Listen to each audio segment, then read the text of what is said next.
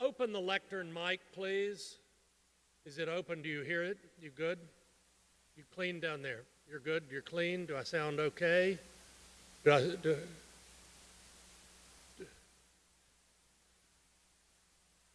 I sound like my fabulous best this morning, or is last night showing? All right. Okay. Thank you.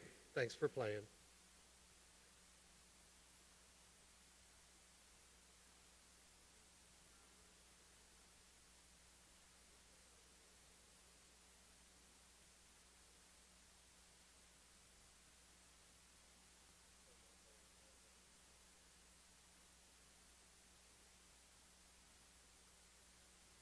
Brian, just realize that the feed is live now.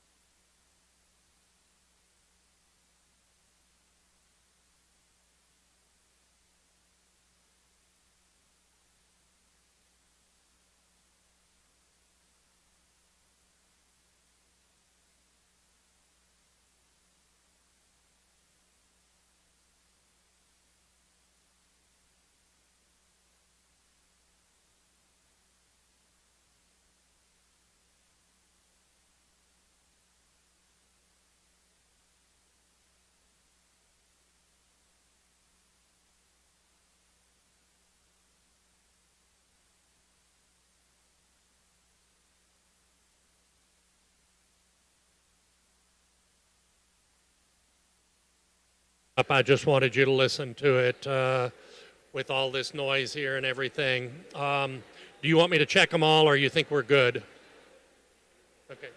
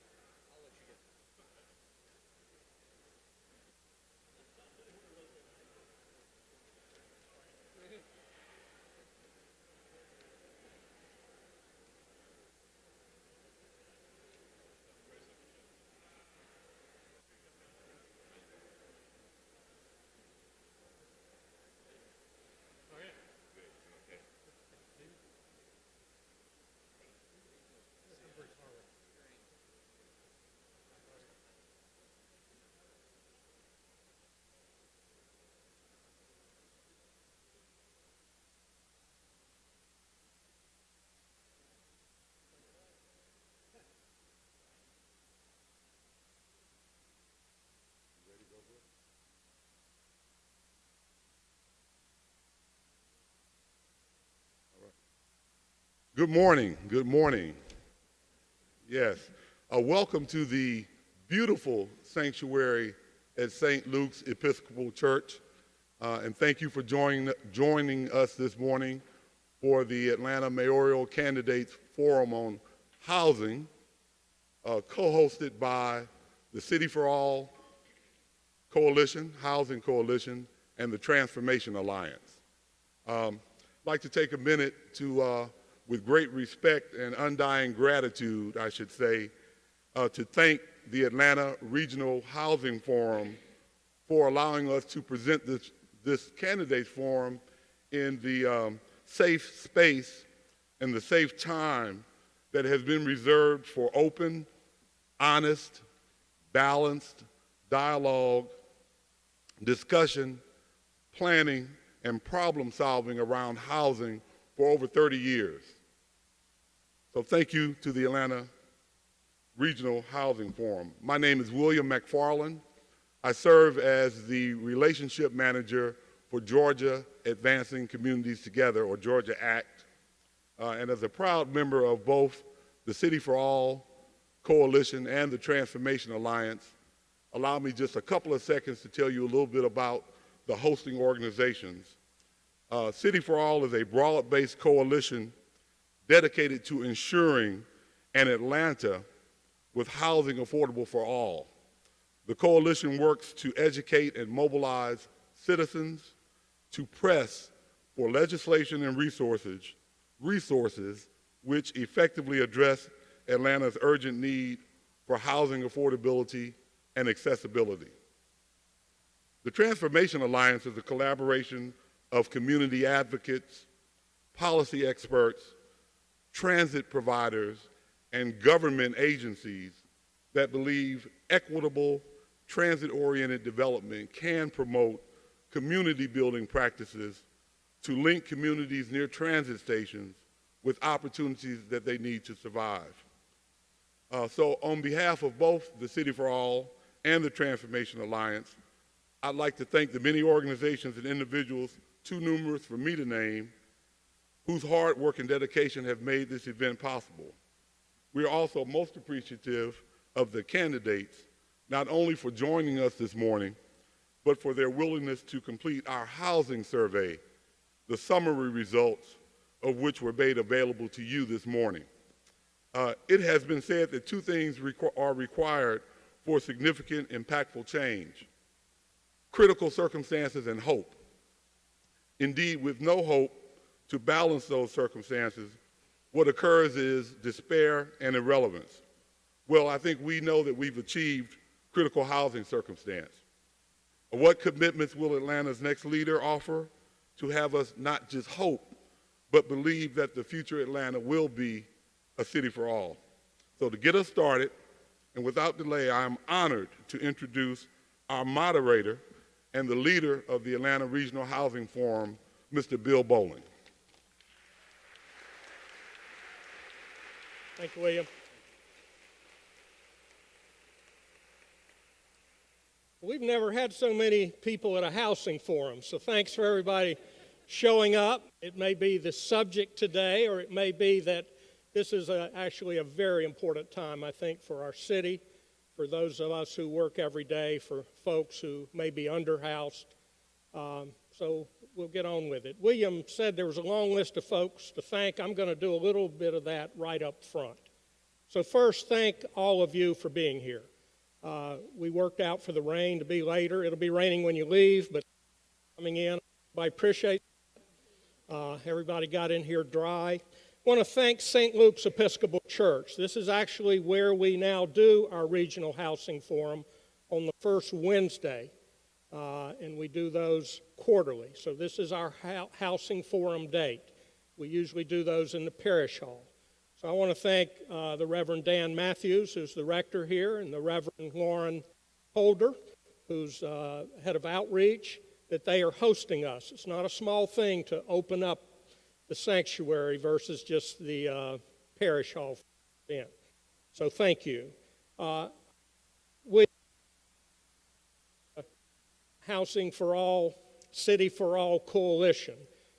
Many of you are a part of that, and by the fact that you're here today, we consider you part of that coalition now. That's going to be a permanent coalition that wakes up every day and tries to work in partnership with the new mayor and the leaders of this city to provide better housing choices for our citizens. So for the Transformation Alliance and for the City for All, thank you. They're really the host today. I want to thank some folks who really work behind the scenes. And the first one is Susan Adams, who's here. Susan, who, if anything goes well, give her credit. And George Bergen, who is not here, but is often the person that I'm thanking around the Housing Forum, who really does the legwork to put that together. They're both working at ANDP, so John O'Callahan, thanks for loaning them out to us. I want to thank Bruce Gunner, who's a member of this parish. I hope you like Bruce's artwork on the side. I'm also a member of this parish, so this is really home for us. I want to thank ARC, who is our home for the Regional Housing Forum, and Marissa Ghani, who is the organizer there and kind of holds the flame for us. And I want to thank Partners for Home, who is really focused today on an issue that we're all talking about, is the homeless. A block away is Peachtree Pine, has been a shelter for many years, which are transitioning into other housing choices. This is an emergency in our city. We have folks working on it and having a plan, but when we don't provide housing choices for folks, we end up with folks that are actually homeless on our street. And thanks for all the volunteers who have put this together, folks that worked in the parking lots, greeted you, and did all the things to make this work. I want to also introduce Levon King. Levon, if you'll stand up, who is a candidate for mayor. He's not going to be on the panel today, but thank you for stepping up and following your vision to run to be mayor of Atlanta. Thank you, Levon. Give him a hand.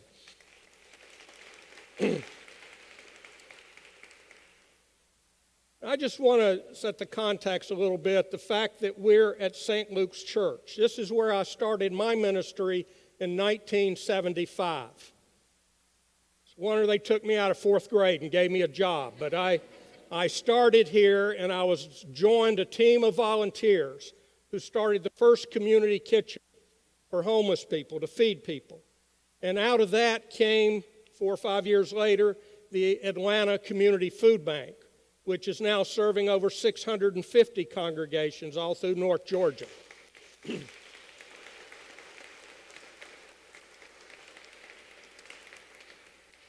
St. Luke's has been the epicenter for a lot of things, good things that have happened in this city.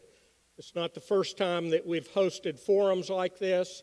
There are many great programs that have grown out of St. Luke's, so it seems right that we would be here. And the other way I would frame this is that I think what we're talking about today really will define our city in the future. That it's a moral question for us as citizens of Atlanta, that we have the leadership, that we have the resources, that we come together and find a common voice to provide housing. And of course, affordable housing does not operate in a vacuum.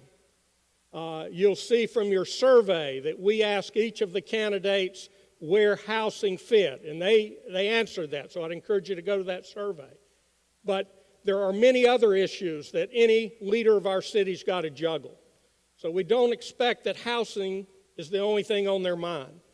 But we do expect that our leaders will connect the dots so that housing and transportation choices, housing and jobs and living wages, housing and gentrification and how our neighborhoods develop has got to be central to the city for all, the city we want to create.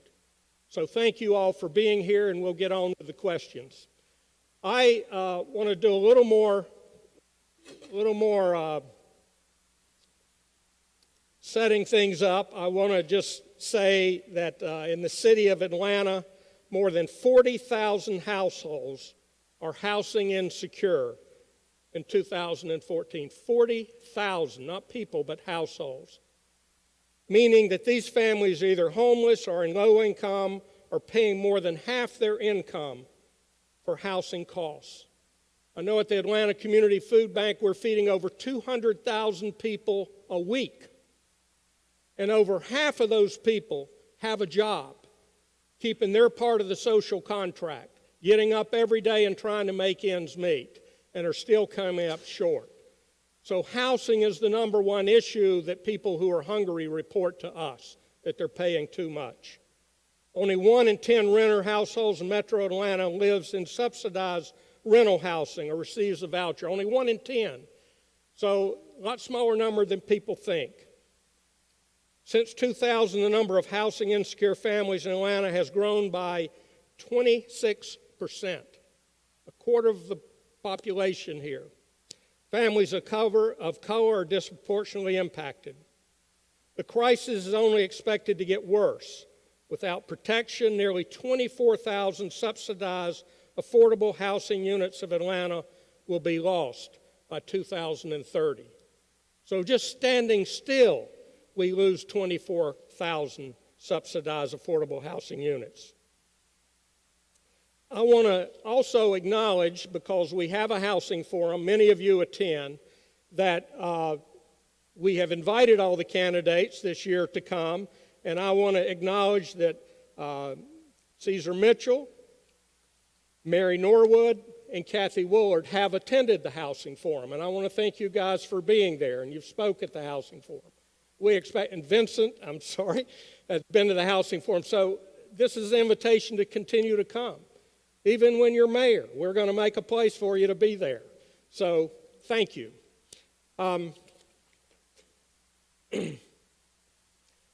We asked all of you who registered for this to give us questions, and we had over 100 questions submitted.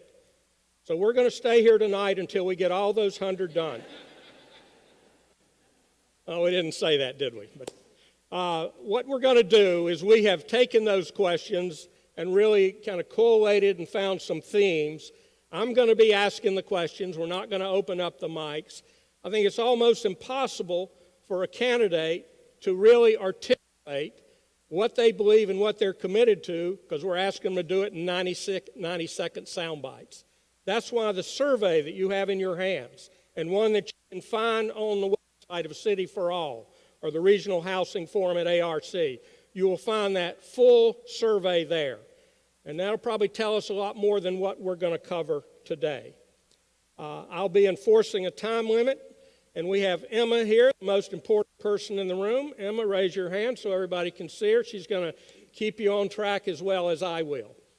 So I just want to say we're not going to go through formal introductions, and I've asked all the candidates who I know personally if I could use their first names as we're interacting, and they have agreed that we have 5 past or present city council people as candidates. We have 1 state senator. We have 1 Fulton County commissioner who was chairman. We have 1 city agency director of workforce development. And we have a Georgia Tech grad who aspires to be a leader in this city, and we appreciate you being here. So I think the way we will start is please introduce yourself by explaining how your administration will define housing affordability. And Peter, we will start with you. We've set you alphabetical, but we'll be doing variations. So if you'll start, Peter. Certainly. First, thank you so much for having us here this morning. I appreciate the opportunity to talk to you all. For me, running for mayor, one of the critical motivations was to focus on and help relieve suffering.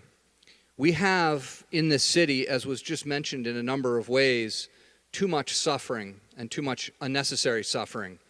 It's one of the reasons why I got involved and was the founding board chair for Partners for Home a few years ago, an effort on homelessness that is critical.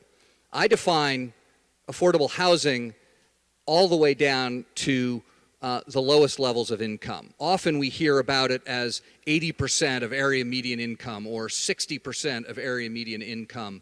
But the reality is if you make minimum wage or have income below that, neither of those are particularly points that you can get to. So I define housing as making housing available to anybody at any income level.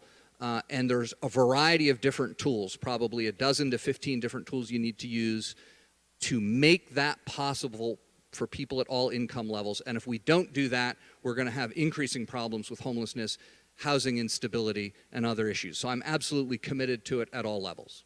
Thank you, Peter. Rohit? Good morning, everyone. I'm Rohit Amanamanchi, and I am a Georgia Tech grad in transportation engineering. And I'm running because I think we need to get serious on moving faster about building transit and housing and parks and schools and everything else that we need to make every neighborhood thriving with opportunities. So I define housing affordability as if you have a full-time job, you should be able to afford the place that you live. And if you become homeless, there should be an opportunity for you to live in a temporary or permanent home and not a homeless shelter and receive the services that you need to get better.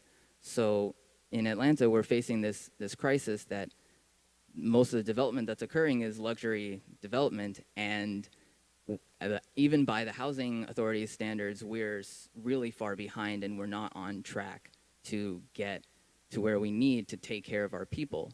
So in my administration, we would accelerate the funding available. If we're only spending $40 million, we need to be spending $250 million or more in building the housing and the diverse and various places to be able to provide for this situation right now and for the expected population growth that we're about to experience. So thank you. Thank you, Rohit. Keisha? Good morning. I am Keisha Lance Bottoms, and thank you for having me this morning. I define housing affordability as the ability to provide housing not just for the least of these, but for all of these. Having housing is a basic human right. And whether or not you are unemployed or homeless, or if you are living on the margins or homeless in plain sight, it is our responsibility as a city, as a caring city, to make sure that we are filling in the gap by working with service providers and also allocating the appropriate funds and making policy decisions that will provide housing for each and every person in this city. Thank you. Ron?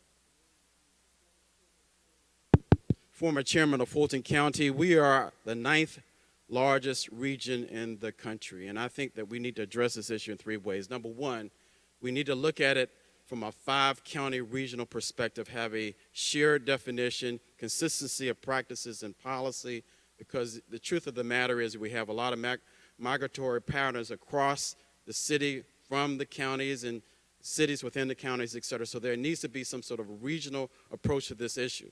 Number two, Atlanta is a city of neighborhoods. There are 252 neighborhoods in the city of Atlanta. We need to make sure that there's sort of this all boats rising with the tide mentality in terms of making sure that there's consistency in terms of amenities, et cetera, within the city of Atlanta.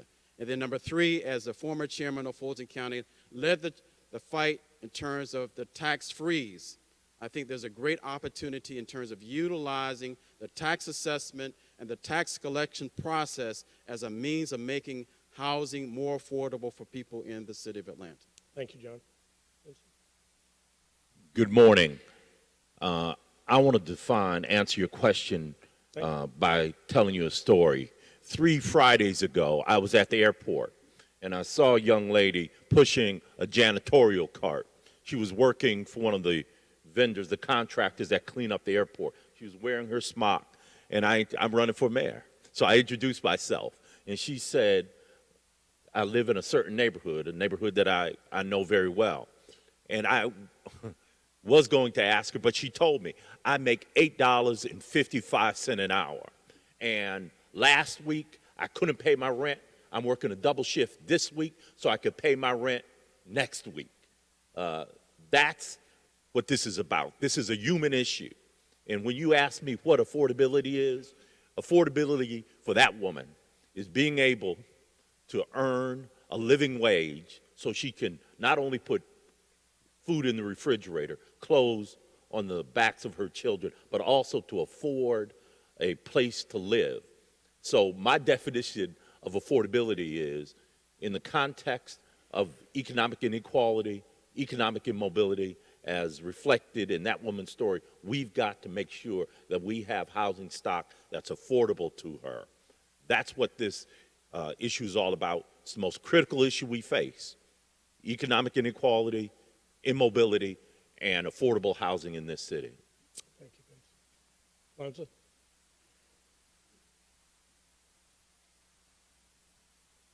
Housing affordability.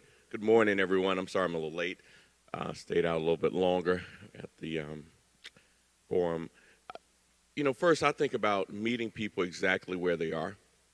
And, I've had the pleasure of serving in the heart of the city and seeing the change that's happened in downtown, Midtown, 044, Emmett Park, and Ponce Highland, as well as also having to engage on a regular basis with the largest number of homeless in the heart of the city, Peachtree and Pine, and many who just live under bridges. So we really need housing that meets people exactly there, permanent supportive housing that goes all the way up a range of housing prices, 300, 400, 500. We can fill the gap and the missing middle with tiny houses, with quads, with taking many of the vacant houses and making sure they're affordable, permanently affordable. So there's policies that we need to add to it. There's will.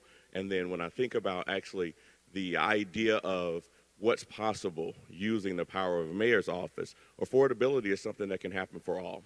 Thank you. Thank you. Peter? Thank you. I'm going to stand because I can't see everybody. Good morning. Three things. First of all, we've got to define what affordability is. Right now in our city, we have some folks who believe affordability is all about making sure housing is available to people who make 0 to 25 to 30% of area median income, and really exclude those who make 100% to 125%. And then you have the vice versa of that. We've got to make sure that we have a unified understanding of what affordability is, and that we as a community all rally around what affordability means. When I'm mayor, we're going to do that. Number two, we're going to make sure we're focused on the groups that really need affordability. They start with our young people and folks who are homeless. Number two, it starts with working poor. Number three, young families that are trying to grow, that have great jobs in this city, and we want them to stay in this city. And number four, our senior population, who really need to be able to age gracefully in place. We're going to approach this three ways when I'm mayor. Number one, we're going to do it through good policy. Number two, we're going to do it through strong partnerships with folks like the Atlanta Housing Authority, the Land Bank Authority, and other nonprofit organizations right here in this city who are committed, like this group, committed to affordability. And then we're going to make sure we're doing it by way of specific initiatives in our city, in our community, like turning blight to light and reclaiming all of the vacant and abandoned houses in our community that need to be turned into affordable housing. Thank you. Thank you, sir. Mary? Good morning. I'm delighted to be here with you. I have, as Bill said, participated in the Regional Housing Forum because it is so important. Affordability is at every level. We need everyone who wants to live in this city to be able to live in this city, whether that's 30% AMI, 50% AMI, 80% AMI, or the affluent. All incomes, all contribute to our city, all deserve to be here, all deserve to have a good quality of life. We have things that we have to do. In the mid-aughts, we had blight come through the city and ravage neighborhoods with mortgage fraud. Those houses need to be reclaimed and used for affordable housing. We have surplus city property we can use for affordable housing. We need to increase the amount of money that we put together for transit-connected housing, so that we are, when we redo the zoning code, when we redo our city ordinances, we are planning for the future where everyone can live in this city, everyone can be close to work in this city, and everyone can have a good quality of life in this city. Thank you, Mary. Michael? Thank you. Michael Sterling, thank you all for being here, and thank you all for hosting this very important conversation about housing affordability. You know, my life started in an orphanage at the Lutheran Social Services Orphanage. So I was a kid whose life started without a home, started without a mother, and started without a father. But I was fortunate to have people in my life who got involved and cared enough to make a difference. So I know what it's like to make sure that people have a place to stay and people are taken care of. When I think about housing affordability, I think about how critical it is to make sure that no matter what income level you are, no matter where you live in our city, that you've got access to affordable housing. So when we talk about inclusionary zoning, for example, I think that the negotiations for my administration started about 60% of AMI. When we talk about affordability, we're having conversations about mitigating tax increases. So, for example, I support a statewide cap on how much property taxes can go up year over year. I support asking the state for a waiver in terms of limiting the rent that can be raised so people don't experience a 40%, 50%, or 100% rent increase year over year. I support opportunities to make sure that folks can stay in neighborhoods and they aren't displaced, that we mitigate the gentrification and displacement of individuals throughout neighborhoods all over the city. So affordability has so many different meanings and requires us to do so many different things the right way.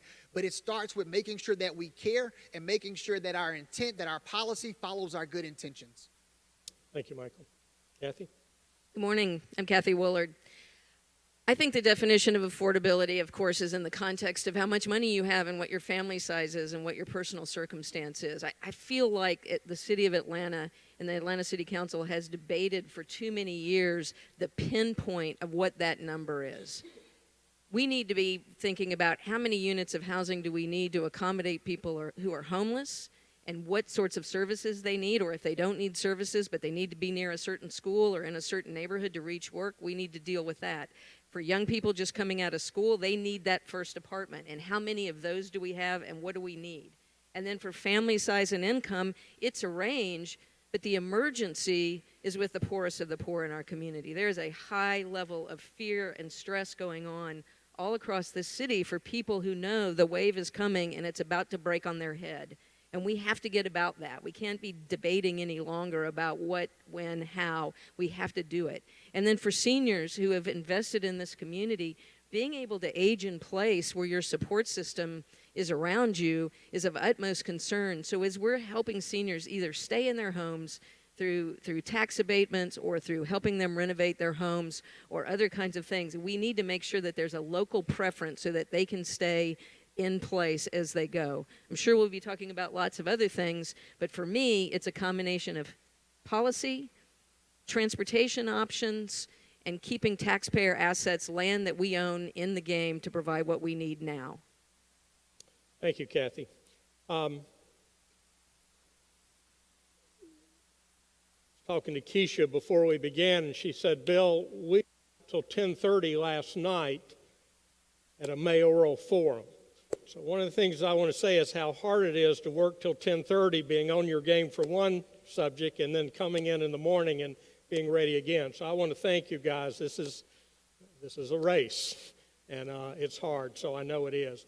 The great segue, Kathy, and you're up first on this next question. One of the things that we talk a lot about, and particularly on the west side right now, is around gentrification and how do we preserve the housing that we have. We can't build our way out of this. We're going to have to keep some of the housing. But the great worry as neighborhoods gentrify, and Kwanzaa, you know this very well in the 4th Ward, you've been through that the last 10 years, is how do we let people who have lived there stay there? You've all spoke to it to a certain extent. So you've all demonstrated your concern about gentrification in the survey you completed. Again, I would say, look at that survey. What specific policies will your administration support? We're looking for specific policies to mitigate the impacts of gentrification and to preserve the existing affordable housing that we have. And we're going to start on the back, Kathy, with you. So as this goes on today, we only have 90 seconds to answer questions that are highly complex. The first thing I want to say is that the housing crisis that we're experiencing here is happening in every city of America, and it is exacerbated by federal and state policies that are creating wider and wider gaps in income inequality and less financing and solutions for housing. I just want to set that as the stage. Secondly, what I want to say is we've got international and local investors that are buying up huge portions of our communities and started back in the foreclosure crisis. They have boarded up homes, they're sitting on them, and they're waiting till their ship comes in to the tune of thousands. When I'm mayor, what I'm going to do is go to the General Assembly and work toward increasing the taxes that those investors are paying on those single-family homes as well as multifamily homes so that you can't board up a 200-unit apartment building, sit on it for 10 years, and pay $2,500 a year in taxes, and we're absorbing the cost of that investment. We're going to equalize that when I'm mayor. Secondly, there's lots of policies. I'm just going to mention two. Second one is we must have a local preference. When we are building housing in a community, we need to build housing for the people who are there who need to be secure. I just want to keep hammering the point that people have to be surrounded, if they choose, by the communities that have supported them over the years, that help them make it through, that organic community that's so important. So local preference is something that doesn't happen much, but we need to know what's happening in a community, what people need, and provide it for them now. Thank you. Michael? Yeah, Kathy and I were in study hall together earlier. And we were talking about the complexity of this issue and the fact that this isn't just an Atlanta problem. We see it in Harlem and Brooklyn and Charlotte, North Carolina, and Miami and Los Angeles and Dallas and Houston. You see it all over the country where communities are being gentrified. It's almost like the reverse of suburban flight, where folks now want to come back into once abandoned urban areas because the new trend is these walkable urban areas. And so we see our communities being gentrified.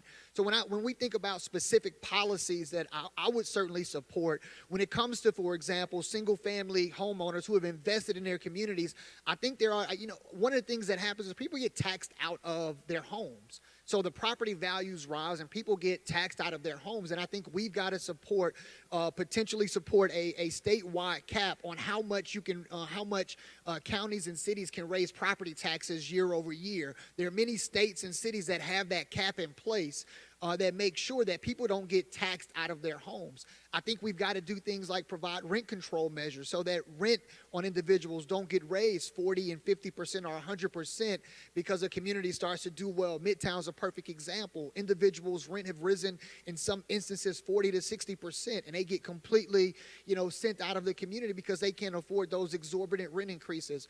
But this is as Kathy mentioned, this is a highly complex subject, and I would support a number of initiatives. The one thing that we haven't seen is anybody successfully do it around the country. And so we know that there's no silver bullet, but we know we're going to have to do a number of things the right way to make sure we mitigate the gentrification happening in our city.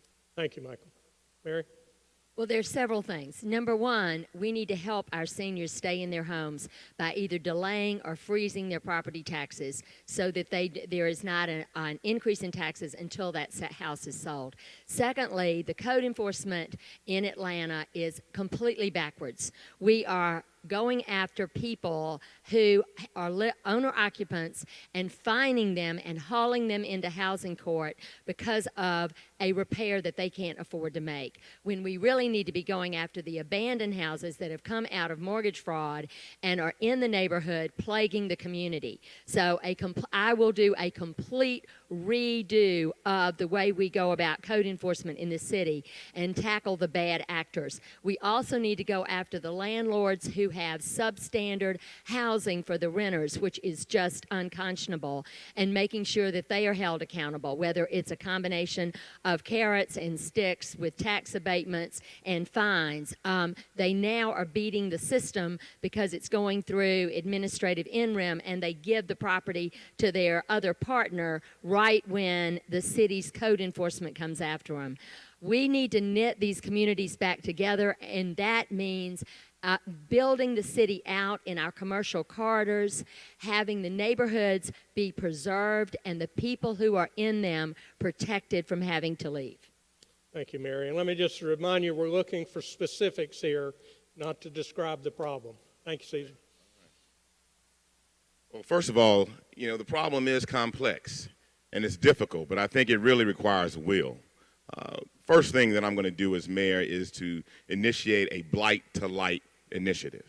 And that's going to be partnering with this community, partnering with the business community, and raising the funds necessary to go and take 10,000 vacant and abandoned homes in this city and turn them into homes that are affordable for teachers and firefighters, nurses, and our police officers. That's one initiative. Second thing that we're going to do when I'm mayor is that we're going to focus in on policies, specific policies like inclusionary zoning that require us across the entire city to ensure that a portion of projects that are developed are affordable. The third thing that we're going to do is make sure that city government is a real partner in development projects. I practice law as a real estate lawyer. But I've also been very engaged in producing affordable housing through my civic work, being on the boards of CDCs and other community-based organizations focused on providing affordable housing, but also as a policymaker. In our city, we have the tools through Invest Atlanta and other organizations to ensure that we can create affordable housing through our partnership, through incentives like tax allocation districts. In this city, we have 10. I am the brainchild of 4 of those in South and West Atlanta. We're going to use that in partnership with APS to create more affordable housing through a public-private partnership between the city of Atlanta and the development community. And the last thing I'll say is that AHA has a goal to put online right now, and they're doing it 10,000 affordable units. When I'm mayor, we're going to take that to 20,000 because we're going to be true partners. Good work. Go on. Thanks. Good morning again. I've been saying that 20,000 number for a long time, so I won't argue on that one. I definitely agree. First, there are protections for those who are already in neighborhoods. What we saw in the Old Fourth Ward and what we actually implemented was a non-displacement strategy partnered with the Historic District Development Corporation. Many other families that live in Old Fourth Ward and saw the change still live there. So that's one of the things you have to do is make sure you can keep people in neighborhoods. Senior home repair programs, we need to bring that back as a policy.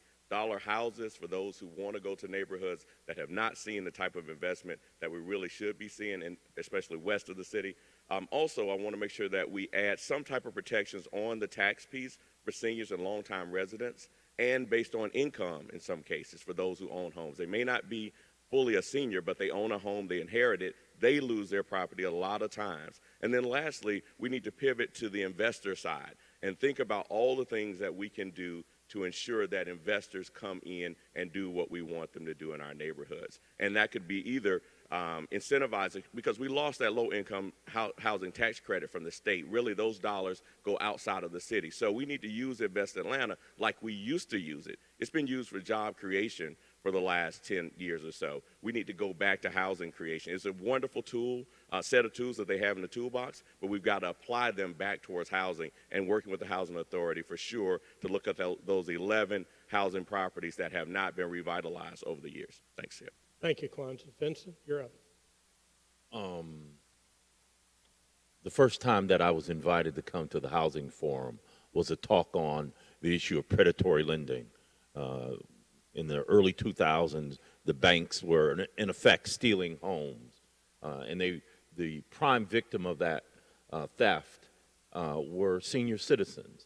One of the things that we need to do as a policy and as a program is to ensure that senior citizens, fixed income senior citizens, can age in place. Unless we begin to do that, our fight against gentrification is going to be lost.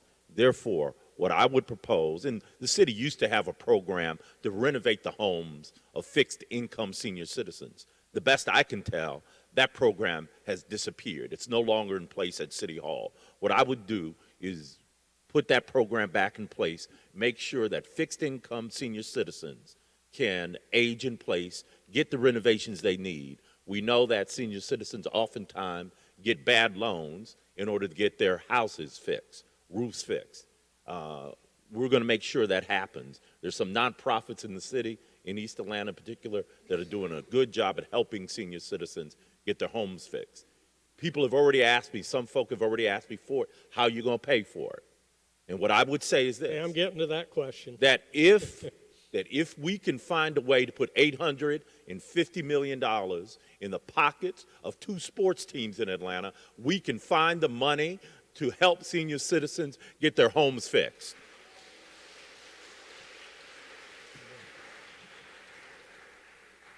John? So in terms of the question about gentrification, the way I look at gentrification is when you have community development and then those who are marginalized are displaced.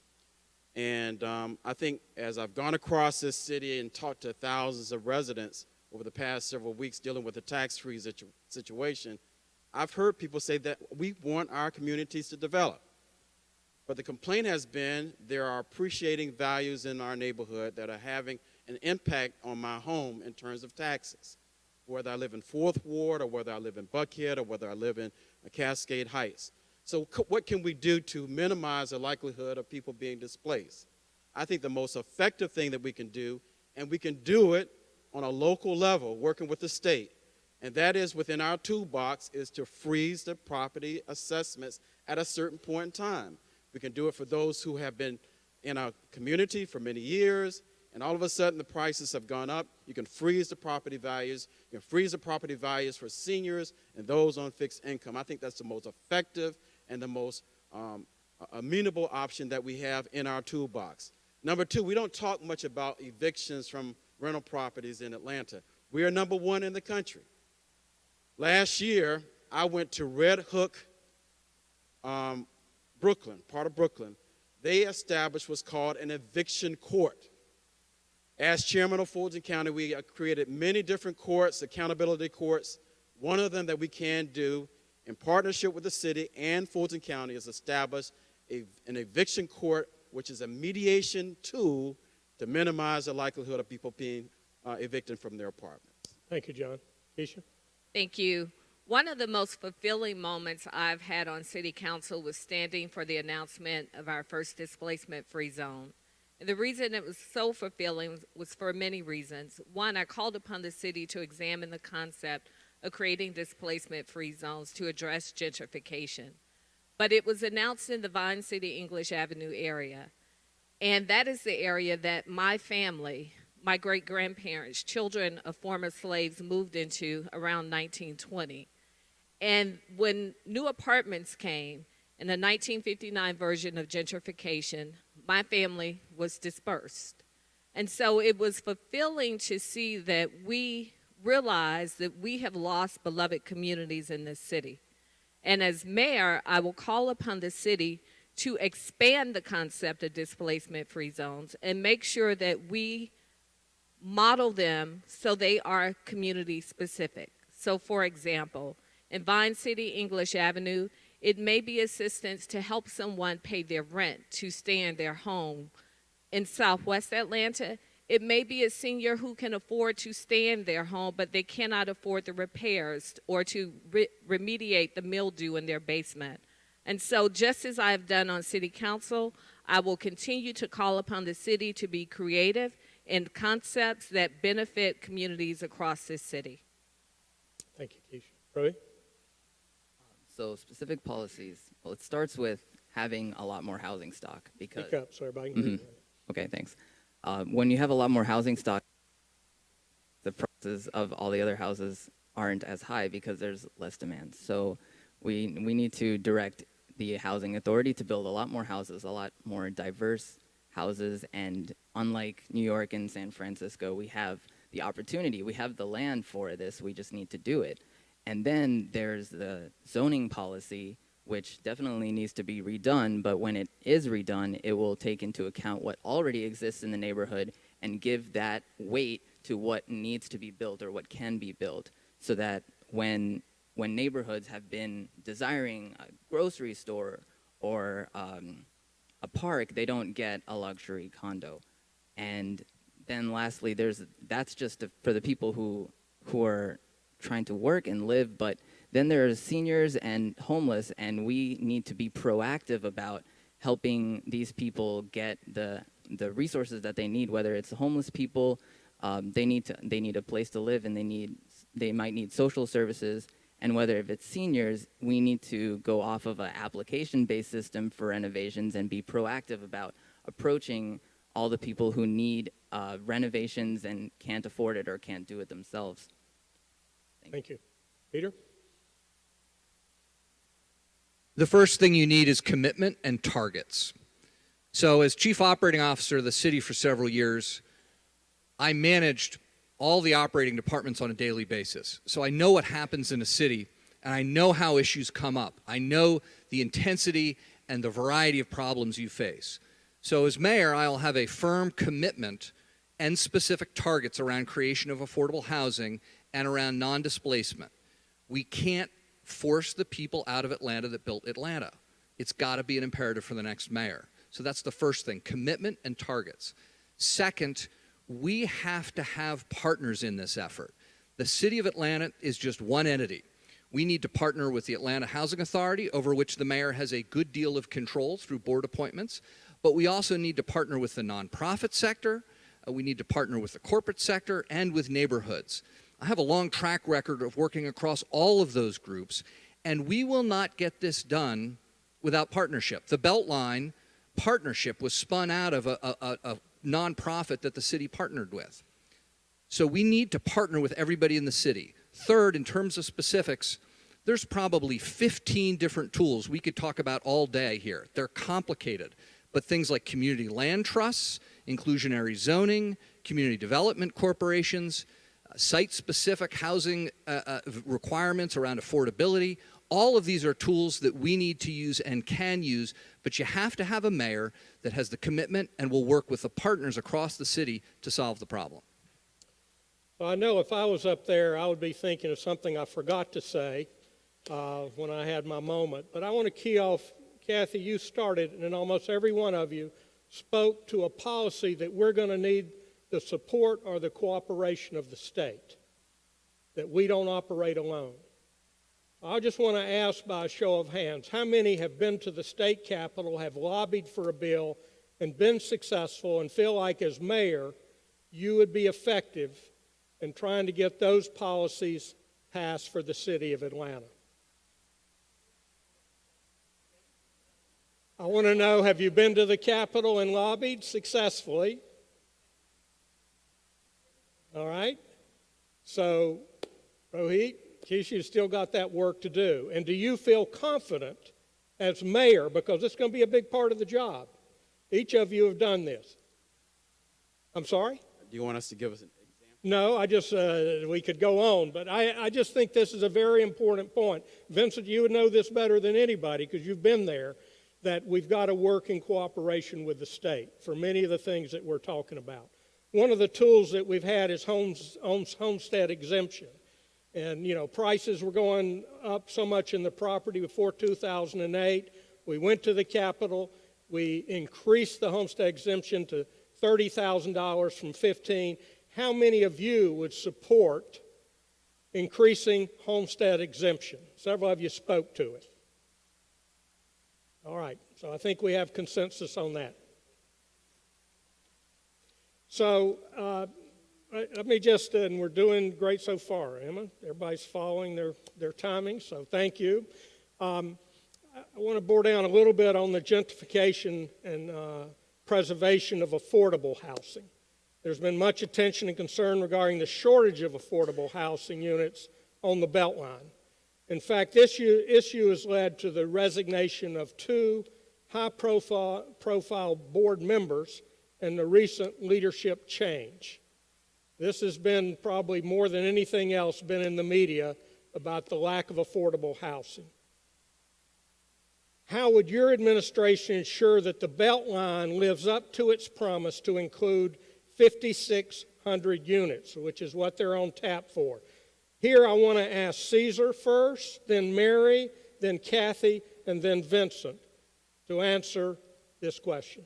Well, first of all, my relationship with the Beltline began because of this lady right here, Kathy Willard. One morning she called me to a meeting very early to introduce this idea to me. And from that point forward, I was really very much committed to making it a reality. As chair of the Community Development Committee, I actually was one of the sponsors of the legislation.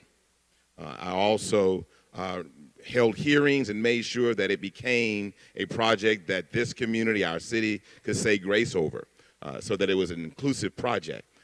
When I'm mayor, we're going to make sure that we not only produce 5,600 affordable units for the Beltline, but we're going to take that to 10,000, if not more. How do you do it, Caesar? We're going to do that because we're going to focus in on partnerships right now.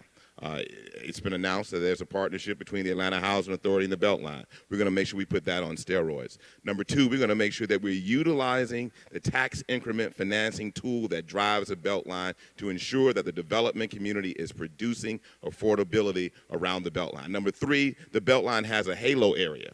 And in this halo area, we've got homes that are waiting and starving to be redone and redeveloped. We're going to generate a fund that's created from public and private dollars through creative measures from state legislative initiatives that I intend to implement to create homes that are affordable in and around the Beltline area, all the while having strong policy to ensure that we do not have displacement while we're creating this improvement around. When you say public money, you're talking about the city. No, I'm talking about public dollars. I'll give you an example. Day one, I'm going to go to the state legislature and ask if we can and see if we can get past a bill that will allow us to use a portion of intangible tax and transfer tax to create an affordability fund. I'm also going to make sure that, because now we can do incremental sales tax dollars. And we use sales tax dollars for a lot of important measures such as infrastructure, transportation, et cetera. Why not use a portion of a penny to set aside for a housing trust fund? That's just two of many ideas I have about how we will fund it. I think actually utilizing the funding mechanisms of TIF financing is one way, utilizing the general fund is another way, but that's not always sustainable. Yeah. And we've learned that when we experienced the recession. Thank you. Mary? Well, there are several things. Number one, we've got the MARTA tax, we've got the T-SPLOST, and I want to see us take a part of that MARTA tax and have a living transit fund that will be a fund that will provide affordable housing where you're near transit. The other thing that we need to look at is I have been involved in authorizing developments around the Beltline, and we get into the numbers don't work and we can't do this and we can't do that. We need to be very creative in a transfer of development rights, because what we don't want to do with the Beltline is to do such high density development that we literally isolate it from the neighborhoods it's supposed to connect to. So it is very important to me as we rewrite the zoning ordinance that we put the policies in place that will enable us to have the livability and the connectivity that we want while building out the Beltline. Thank you. Kathy? Thank you. You know, I got back into this race because I was primarily or initially concerned about where I see the Beltline going awry and the missed priorities. That, combined with the issue of income inequality, compelled me to decide to run for office again. I had breakfast with Ryan Gravel this morning. I have breakfast with him every Wednesday morning, and we solve the problems of the world. And it's highly satisfying to both of us. First of all, let me just say this. We've now gone through 2 executive director or CEO changes at the Atlanta Beltline Partnership and at ABI, Atlanta Beltline, Inc., and replaced those positions without a search. We didn't do any analysis about whether we wanted to change our focus, change our direction, bring in talent that had a different point of view about what we're doing, and have a pool that is diverse and reflects our city. That's deeply disappointing to me. I don't know how you think we can get a different result in what the priorities of the organization are when we are recycling the same leadership over and over again. Secondly, the Atlanta Beltline has struggled for the last 15 years to build more than 500 units of affordable housing. What that says to me is, A, we need to think about a different model of how we get that done, i.e., let's take the money that we need to commit to get those units done and give it to organizations and developers who will actually do the job fast, right? This is an organization that's about acquiring a rail corridor, putting down track as quickly as possible, and moving on, not building housing. So I think that's the second piece to that.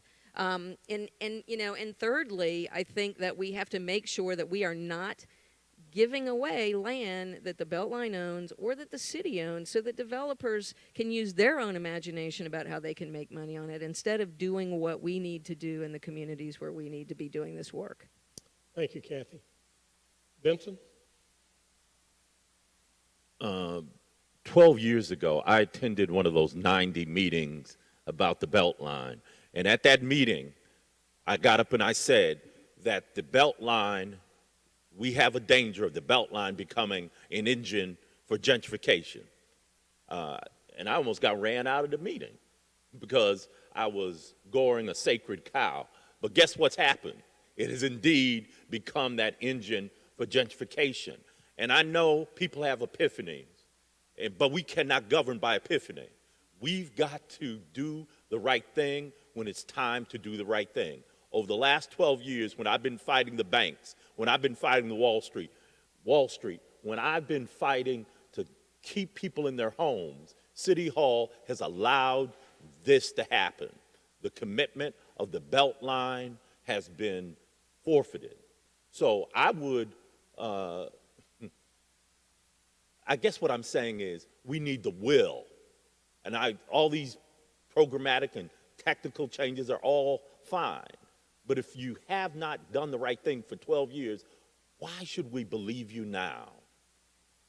So that's why will is the most important thing. I do believe that the function of housing ought to be taken out away from the Beltline and put with another entity that knows how to do housing. Obviously, the Beltline doesn't. All right, thank you. This is going to be a question for everyone, and I really want to address the issue of homelessness.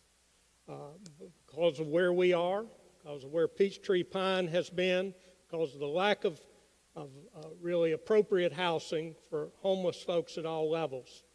Really the question is, and we know that there's not enough HUD funding, that it takes more than that. How will you invest in increasing the amount of permanent supportive housing? Everybody know what supportive housing is. How will you invest in increasing the amount of permanent supportive housing for homeless people in Atlanta, including ensuring adequate mental health services for tenants? Okay, so this is a specific kind of housing that I'm talking about. We'll start with you, Kwanzaa. We'll end with you, Peter. Thank you. Well, I mean, first we have the Housing Opportunity Bond and we have our Homeless Opportunity Bond. I think both of those need to be deployed very strategically towards the empty houses and empty apartments with supportive services that are wrapped around. So if you have a neighborhood that's in disrepair to the west of the city, there are some places where we have properties that could be utilized as 5, 10-person facilities with a caseworker or case manager focused on particular needs, whether it be a family, several families who have certain needs with their children, or whether it be homeless men who need particular services. And we can differentiate these particular locations based on substance abuse or mental illness, but the supportive services have to be aligned. I think there are other partnerships that we should be reaching out to the county. That relationship kind of broke apart over the last few years. It should be brought back together because the county, both of the counties are all our partners in getting things done for the homeless. Thanks. Thanks. Caesar? My wife teaches at the highest performing middle school here in Atlanta, here in APS. But she tells me often of how many children that she's teaching that are effectively homeless. When I am mayor, we're going to eliminate homelessness amongst our children. And when we do that, we're going to tackle homelessness with families. And the way that we're going to approach this is through partnerships with the nonprofit community, partnerships with the development community, as Kwanzaa mentioned, that have vacancy rates in apartments that can be used to provide housing for homeless individuals, homeless families, homeless children, so they can focus on learning versus where they're going to sleep from night to night to night.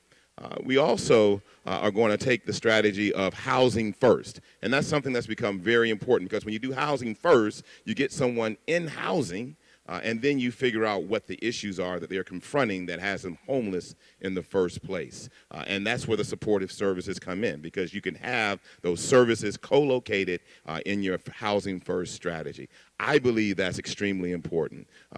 Eliminating homelessness amongst children, that means we will tackle homelessness amongst families. Eliminating homelessness amongst our veteran population, and when we do that, I believe in partnership with Fulton County, the Atlanta Housing Authority, and the nonprofit community, we can tackle homelessness in a very profound way. Your answer is it takes partnerships, everybody. It cannot be done without partnerships. Okay. Mary?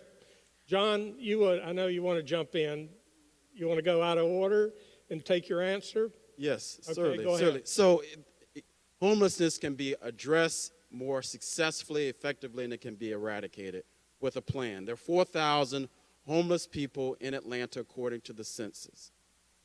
Number one, as Caesar pointed out, and Vincent and I have been joking, yeah, we've been talking about this, and now these ideas are being borrowed by many of our colleagues on the stage. But the Home First model is an We effective, like that it's an when we all effective get- model. Yeah. I have visited Salt Lake City. I've visited Nashville, Tennessee. I've visited Seattle, Washington, where each of them has that model in place. So you retrofit a facility, multi-units, and then you provide the services to those who are in need of a home and get them on a path to home ownership. So it's an proven model. I've seen it. I've touched and felt and listened and talked to people, number one. Number two, we need to establish what's called assessment centers around the city where a person who is homeless goes to this center, has his or her situation assessed, then pointed to services to be helped. Number three, a high percentage of homeless people are mentally ill.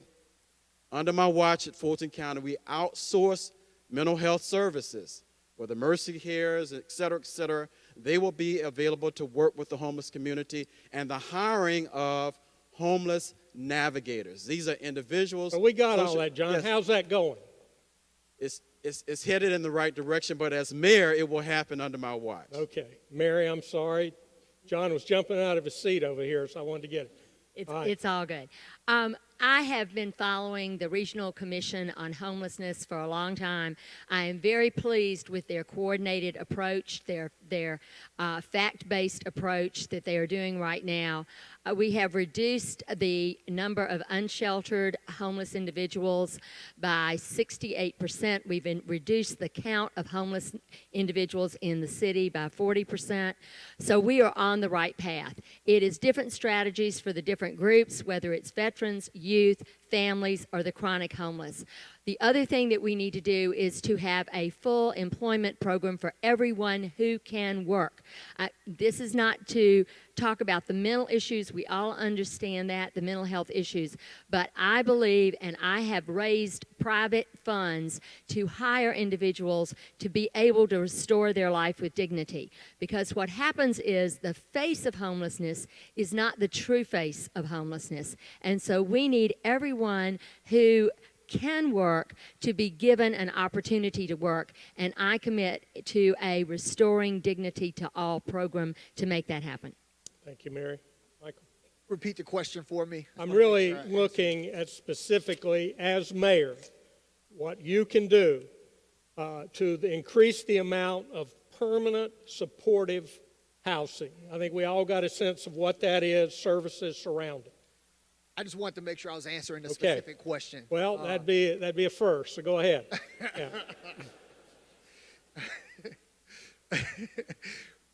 What I will do, one is, we know, for example, right now the Atlanta Housing Authority has about 1,400 of those units in place. I would work with the Atlanta Housing Authority on their Vision 22 to increase the number of those permanent supportive housing opportunities. The other thing I see that happens a lot, Bill, in Atlanta is that we've got so many people who are working in this space that work in silos. And what I would do is try to coordinate a lot of those service providers in Atlanta who work in this space and see what it is that we can. You think as mayor you can do that? Because trying to do that. If I can, I shouldn't be the mayor. Huh? If I can, if we can't bring people together. So are you going to be the convener? Absolutely. Okay. Absolutely. I plan to be the convener. Okay. And I've got experience convening people working, at the Workforce Development Agency. I worked with the Atlanta Housing Authority to provide the workforce requirements for their supportive services. I partnered with them on Choice Neighborhood Initiatives, and I had a board of 29 people who were comprised of labor unions, private sector businesses, as well as nonprofit organizations. So I've worked with a number of different organizations and convened people who have very different views in my past. And so I do believe that we can bring people together who are in this space and working to provide affordable, permanent, supportive housing. And the city's got to make an investment. The city also has to maximize the grant dollars it gets from the federal government. The city has to go aggressively after state dollars in this arena. So if we're going to increase the permanent supportive housing that we have for homeless people in the city of Atlanta, it's going to take a multi-tiered approach that requires us convening the number of different groups that are working in this space. Thank you, Michael. Kathy? Well, first I'm going to ask John Eves to try to remain as Fulton County Commission Chairman because I think the partnership between the mayor and Fulton County on providing those wraparound services is critical. And I know that there's not a relationship there. I also know that he can't go back and leave now that he's resigned from his seat. But that's unfortunate because that's a missed opportunity for us to work together. The city doesn't provide mental health and substance abuse services. That's a county function. Secondly, what I want to ask is that the people who are on the Atlanta City Council today not approve the sale of the Civic Center site to a private developer. We can do that right this minute until we figure out how many units we need there and how we can provide those services in the same building. And I think there's a lot more we can do there with a not even a very long community conversation about what needs to happen in that very important site that, oh, by the way, is within a relative walkable distance to transportation. It is just what we need. Thirdly, nobody's mentioned partnering with the faith community, and the faith community has been on the leading edge of providing services to people who are homeless with or without coordination from the city or with each other. And I think that's a place where we've got to make sure that those partnerships are heavily at the table. Thirdly, I think we need to make sure that what we do is results oriented. You know, we sat and watched Peachtree Pine for decades, and people didn't get out of it. People didn't get out of homelessness. And we've got to make sure that whatever we're doing is actually working and really not be soft about it. If you don't have a program that's working to get people out of homelessness or help them change their condition, we can't fund you anymore. That's just the way it is. And last, I just don't know if anybody was listening to NPR on the way in when Ben Carson said that they were cutting their budget at HUD by $6 billion. And we've got to find housing for all the people impacted by climate change and funding and flooding while trying to build housing for people who need it now and not in that kind of an emergency situation. So the wave is going to crest, and we've got to stay focused on it. Did you get that quote? Kathy's in for $6 billion. Peter, you're up. So I mentioned earlier that a few years ago I helped start an organization as founding board chair called Partners for Home. So I've been walking this walk for a bit. Partners for Home has as its objective coordinating voluntarily, but coordinating nonetheless, the efforts of the service providers in the city of Atlanta. So some of the ideas that have been mentioned we have started doing.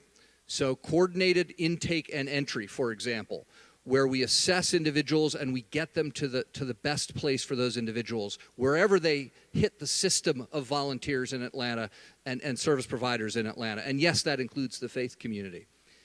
We look where we have beds available across the city and try and line people up with available beds on a systemic basis. And I just have to give an acknowledgement to our executive director, Catherine Marchman, who's here, who has done incredible work over the last,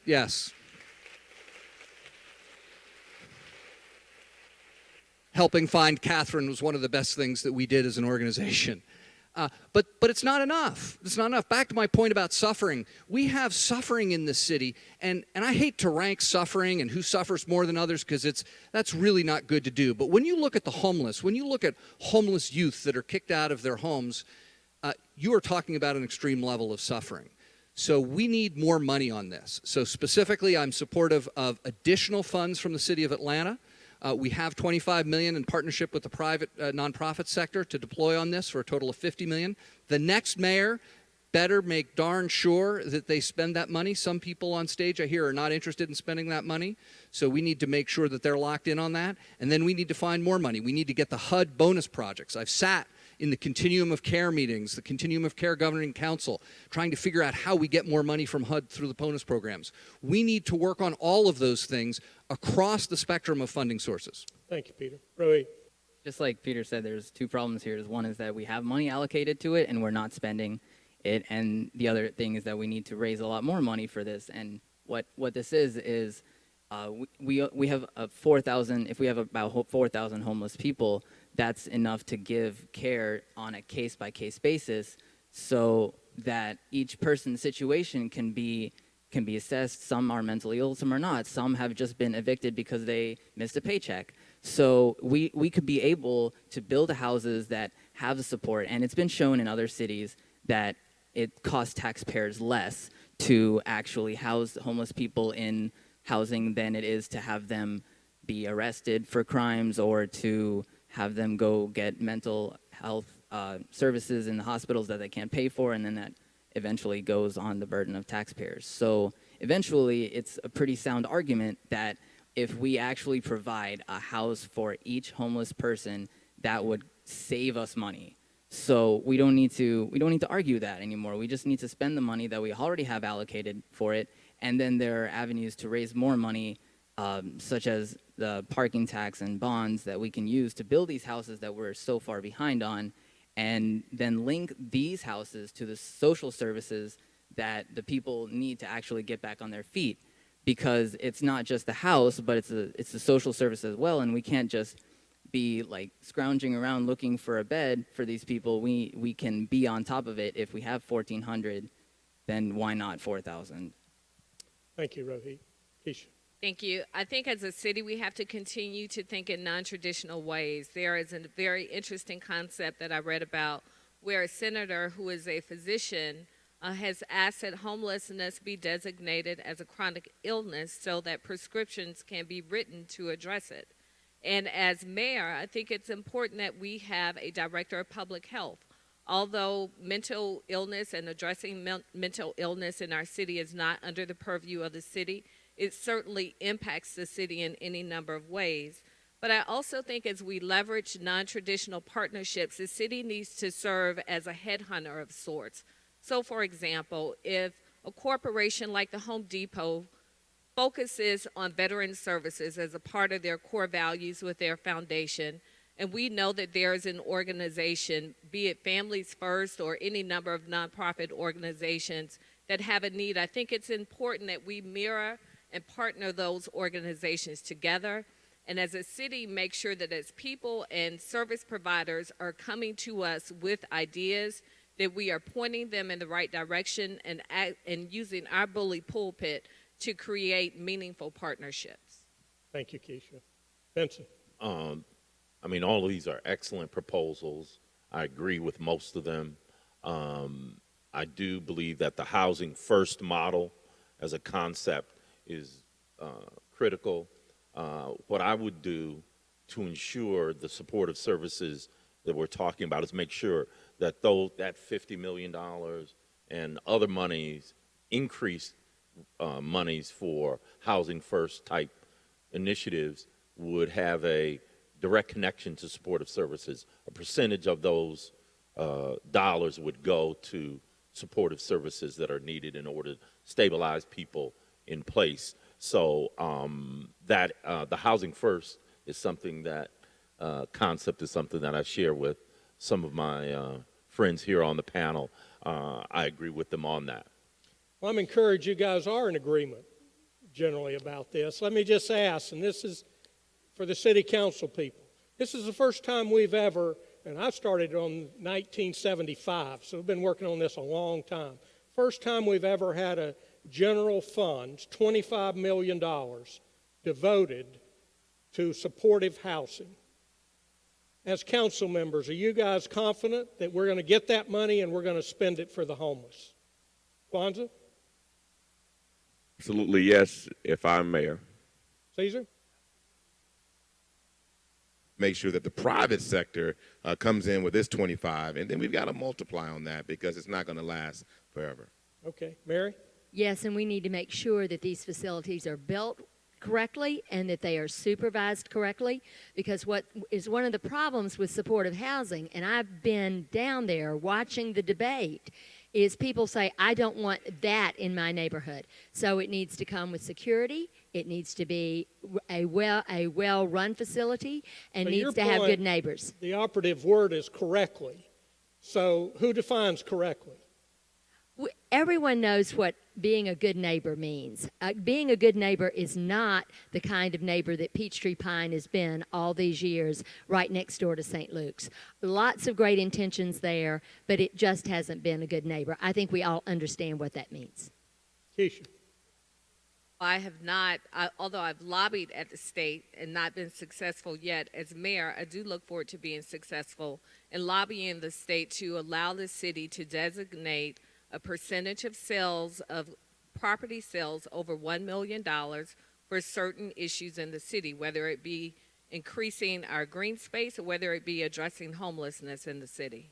All right, and let me ask the question, because John, I'm going to call on you for this, so you can answer what you want to, but answer this. What are the lessons learned from Peachtree Pine? John, then Peter, and then Kathy. Number one, you can't have a big warehouse that just houses folks as an emergency housing shelter. You have to provide services. When a person falls off the wagon, there's got to be a blueprint for that person to get back on the wagon. So unlike the folks up here, I've visited Peachtree and Pines many times, been inside the big facility where they're housed, much like the size of this church. And you see barracks lined up with 300 or 400 men in that facility, but they did not receive any service. So it's too big and no it's too service. big, so you need a smaller facility that provides the wraparound services and a roadmap for them to get on their feet again towards some sort of permanent housing. Number two, back to the other question. It's not just the general fund dollars of Atlanta, but it's also the reformation of the Tri-J, the tri-jurisdictional effort that includes DeKalb County, Fulton County, and the city of Atlanta collectively addressing this issue. It was dissolved under the current administration. When you bring them back together, you are able to get HUD dollars, now notwithstanding what Kathy Willard just mentioned, but HUD dollars which allow these three jurisdictions to address the homeless situation in a collaborative way, because homelessness is transient. Here in Atlanta today, maybe in DeKalb County tomorrow, so you got to deal with it in a collaborative way. So smaller shelters, Smaller supportive shelters, services, but also the being at the re-establishment of the tri-jurisdictional coalition. Peter, So I think there's a couple categories of issues. lessons learned. Yeah, lessons learned. So the first one, I think John did a nice job covering. So we have to look at the scale of facilities. We have to look at the amount of services. We have to look at the funding. We have to look at how a organization works in partnership with its neighbors. I think all of those are good issues to look at. But I think that's missing sort of a broader point where we lost our way with Peachtree and Pine over a series of many, many years. We had some very good-intentioned people working very hard to try and solve a problem, and somehow it all came off the rails. What do you think? And so, well, I think it's a combination of people and personalities and lack of funding and inability to do what they wanted to do. I mean, it's actually a stew of lots of different things, right? But there's a lesson to be learned there. So as we embark upon, and we need more low-barrier shelters. Part of the plan that we created at Partners for Home is to construct, with that $50 million, new low-barrier shelters so that people can have a place to go, whatever their circumstances. But we need to learn from what happened in Peachtree and Pine and make sure that we're working with all of the stakeholder groups, and we make sure that we provide the best possible environment for the homeless. And I think there's I'd love to see a detailed case study on this from one of the local colleges or universities. You're in general agreement with Mary. No, I think that I'm not convinced of Mary's commitment to homelessness. Frankly, Well, her point. I get what you're saying about her point. I do think that we need to have organizations that are conscious and work with their neighbors. That, I think, is a good point. I've heard Mary talk about not funding the $50 million and not working on homelessness services. So that's something that I'm concerned about. I just got her commitment now. Kathy, lessons learned. Lessons learned. Lessons learned is big, ambiguous programs that aren't measured in terms of results on a pretty regular basis loop out of control very, very quickly. I think the city over the past 20 years failed on multiple occasions to use its influence to put a stop to a program that wasn't working, and including when we found strains of TB in LA that emanated from this building. It is not compassionate to house people in a building where there is active disease happening. So we should have stepped forward and done something about that at that particular point in time. And I think, continuing to be sort of half in the game about homelessness in general in the city, had crept up with us over time, and the combination of that and economic circumstances over the last 10 years had a devastating result. Thank you. Quickly, Vincent. Core lesson to be learned from Peachtree Pine, the overarching lesson is that the problem at Peachtree Pine result when a city doesn't take care of its business. I mean, Atlanta is number one, not only in income inequality, but income immobility. That is, the ability of a child to rise out of poverty is only 4% in Atlanta. A child born at Grady Hospital this afternoon has less chance than any place in this country of moving into the middle class. We wouldn't need Peachtree Pine if not for that reality. That's why I think City Hall has lost its way. The fact is that City Hall has been too interested in satisfying millionaires and billionaires and not doing the things necessary to deal with the real problems of economic inequality and income immobility in this city. Thank you, Vincent. So I want to move now, a couple of things coming up. Where's the money? I'm going to ask that question in a moment.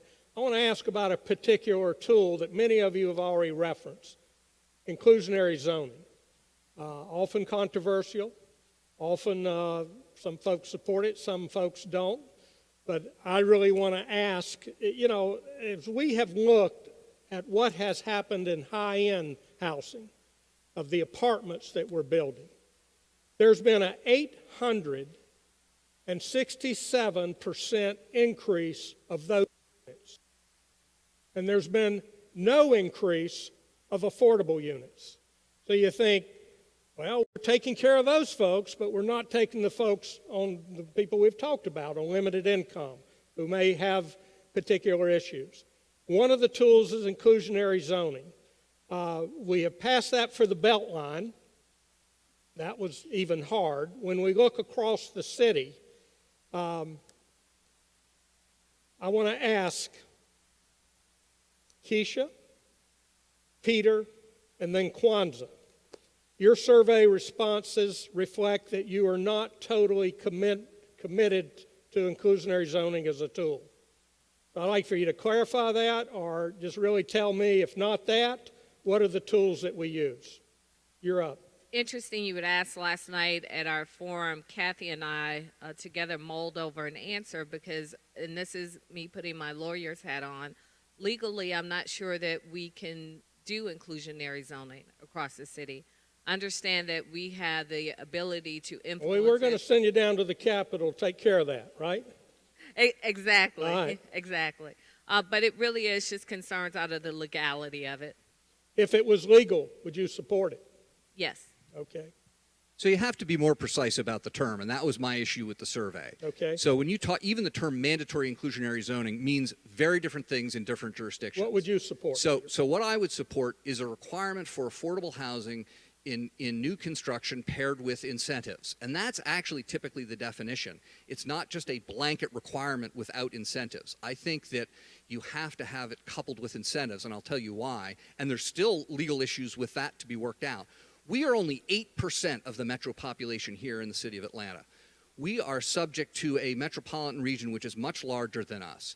And if we do something that's, for example, I am not in favor of hard rent control.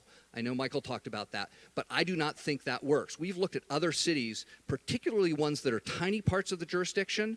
When you put hard rent control in, you end up reducing supply. Developers won't build, and we can't fix that. We can't come up with enough capital as a government to fix that. So things like hard rent control, I think, are ineffective, have been studied and proven to be ineffective, and mandatory inclusionary zoning, if you don't have any incentives, if you're just mandating that if you have a house and you want to rent it out, I'm telling you what you can charge for it, or that you have to build another unit that's affordable, that's, first of all, not legal. Second of all, you'd have to have it done on a statewide basis if it were to be legal. And third, in our particular case, it doesn't work as a jurisdiction. What tool would you use? So I would use what I said, which is inclusionary inclusionary zoning, and some people call it mandatory inclusionary zoning, but you link it to specific incentives, tax abatement incentives and other incentives.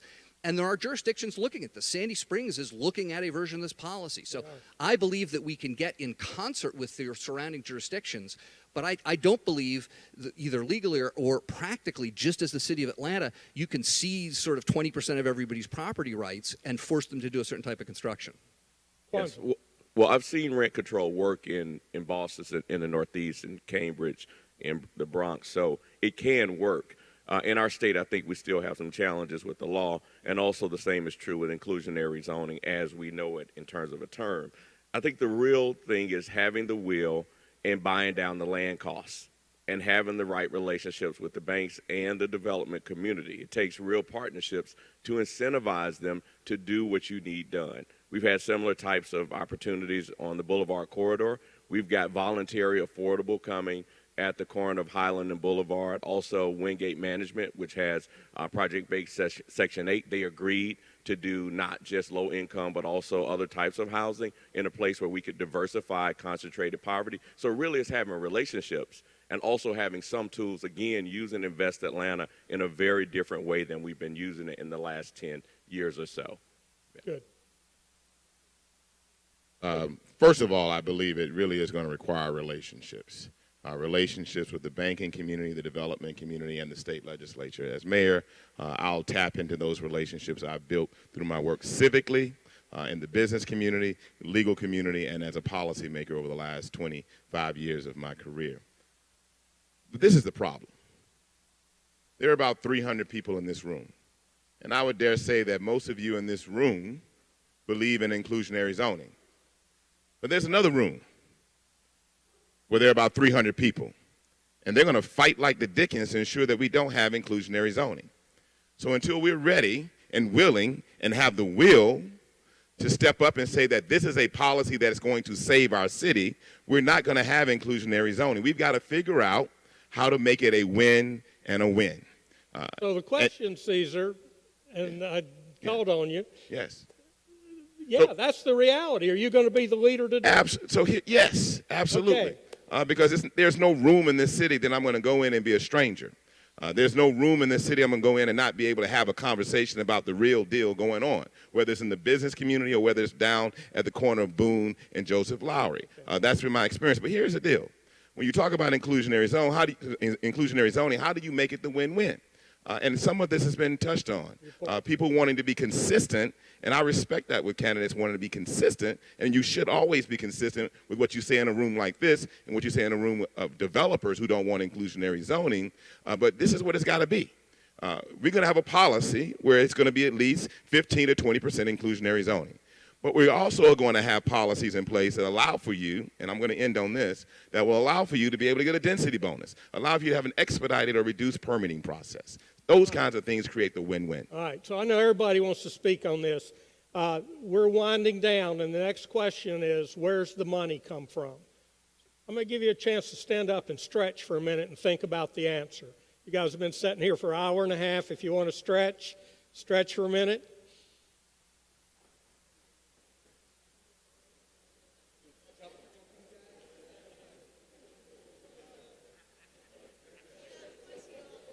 All right, not too much stretching.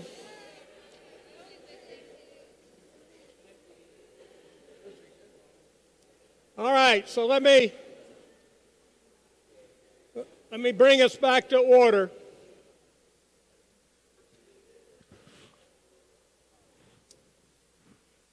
The question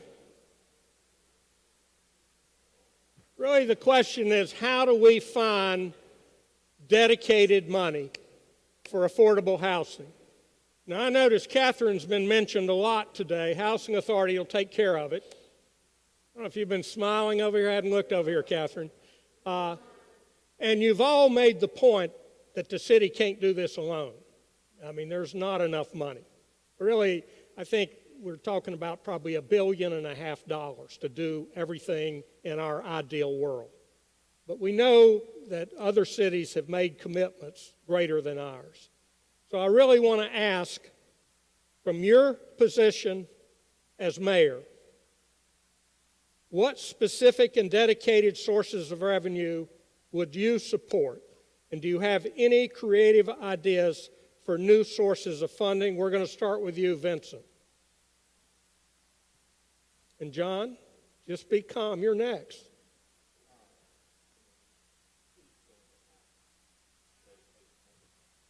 The city's going to have to dedicate more of its general fund money. That's number one. Number two, a deeper dive in the philanthropic community. There are other sources of revenue that we're going to have to look at. Some of them have been mentioned. The city's losing out on some revenues that it could be accessing, including some online revenues and other revenues that could be used to meet What's this. online? What do you mean? Well, the city is losing money and is not collecting sales tax on online purchases and that kind of thing.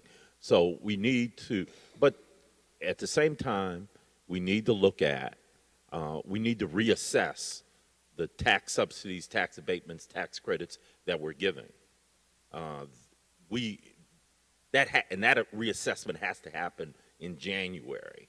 Are the subsidies that we're giving worth the sacrifice by taxpayers? I think it has to be not just added revenues, but assessing Invest Atlanta has to reorient itself in this issue, and then we need to partner, as already has been said, with some of the agencies that are already in place. Thank you, Vince.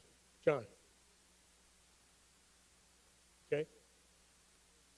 I think that there has been some degree of moderate success when public dollars have been used in terms of financing and either incentivizing or mandating that X number of units be made available that are affordable. You have not only Invest Atlanta, but you also have the Fulton County Development Authority. I think there needs to be alignment and consistency between those two entities. So there's been some moderate success. It's not been completely success. Now, your other question in terms of dollars. There is an existing model in place that we've used it here locally, and it has not been done in a more comprehensive way. That's the purpose-built communities model that occurred in East Lake 10, 15 years ago. $100 million investment, completely transformed the community that was once known as Little Vietnam. I submit that we need to have a more comprehensive approach addressing 10 of the worst neighborhoods in Atlanta and making a $1 billion investment. So where does that money come from? Yeah. The money comes from existing dollars that are already being used. The City of Atlanta, the Atlanta Housing Authority, the Fulton County Housing Authority, the school system, Fulton County. Right now, each of those entities does something in an independent way and it is not coordinated, it's not a collaboration, it's not a collaborative approach, but utilizing existing resources and attracting private investment. That is a proven model right here in Atlanta. How much you think we can raise, John? We can. If you count up the dollars right now, it's close to $1 billion. Okay. It's just not being done in a coordinated way. You and Vincent So as chairman of Fulton County, I have had the experience of bringing people together, elected officials, the private sector. The mayor has to do that. The vision and the political will and the skill sets and the commitment, it can be done. Thank you, John. Keisha.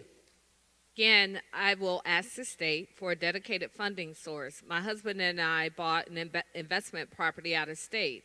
And then the county that we purchased this property in, 2% had to go towards a fee towards a land bank authority. I think that's a concept that should be explored, if not citywide, in particular areas of the city.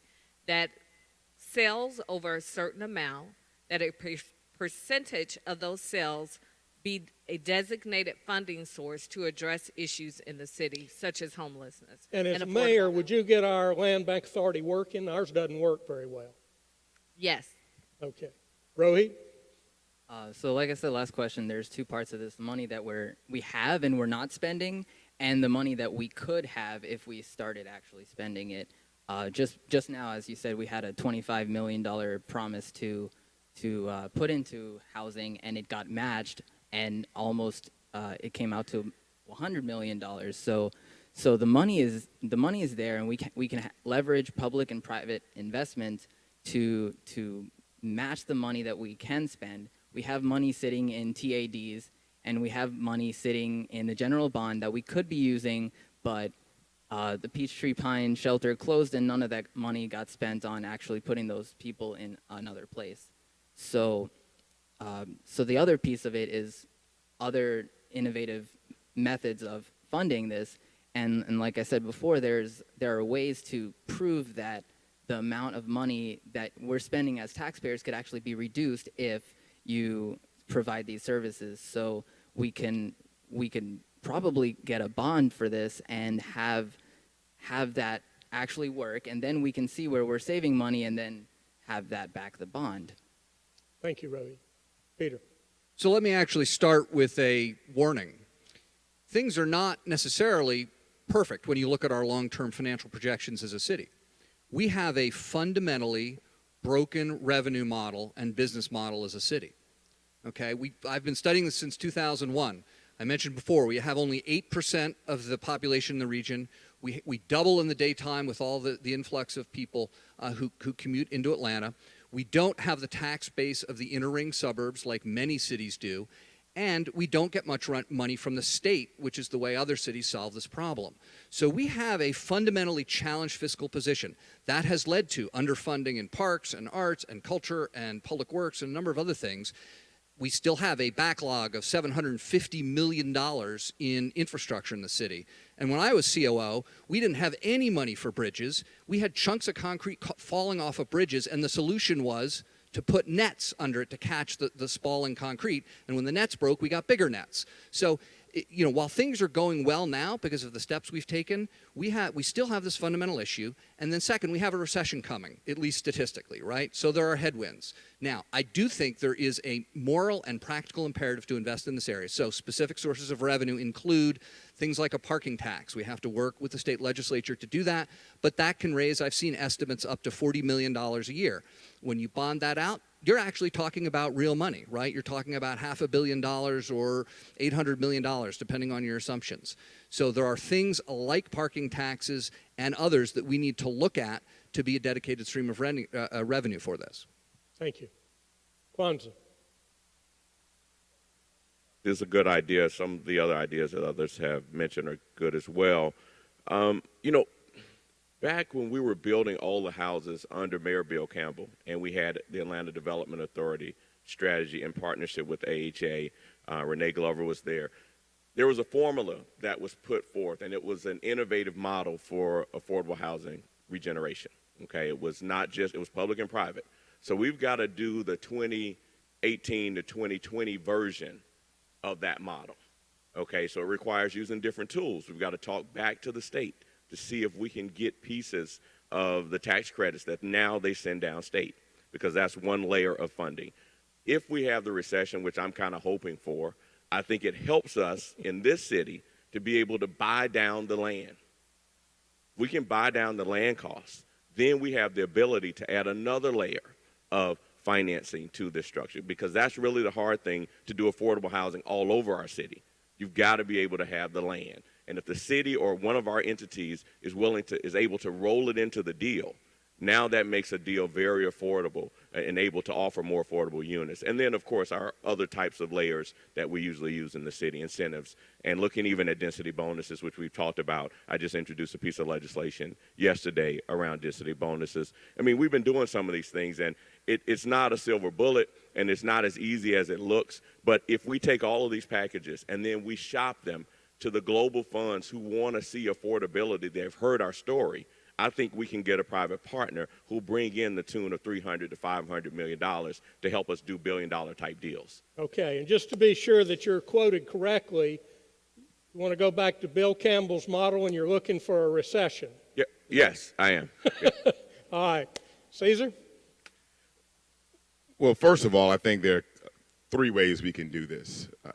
I know Senator Fort mentioned the general fund, and I believe that is a viable approach, but it's not a reliable approach.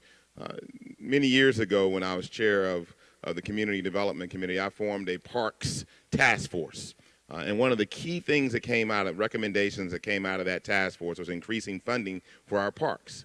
We were able to do that to the tune of $2 million for 2 years, and then the recession hit. So I don't think having an annual allocation or being dependent upon an annual allocation from the general fund, I think is a reliable way of creating a long-term affordable housing strategy in our city. But I believe to the extent that we are not going to be in a significant financial crunch to do this, and we have to run the numbers. We could possibly use, number one, social impact bonds.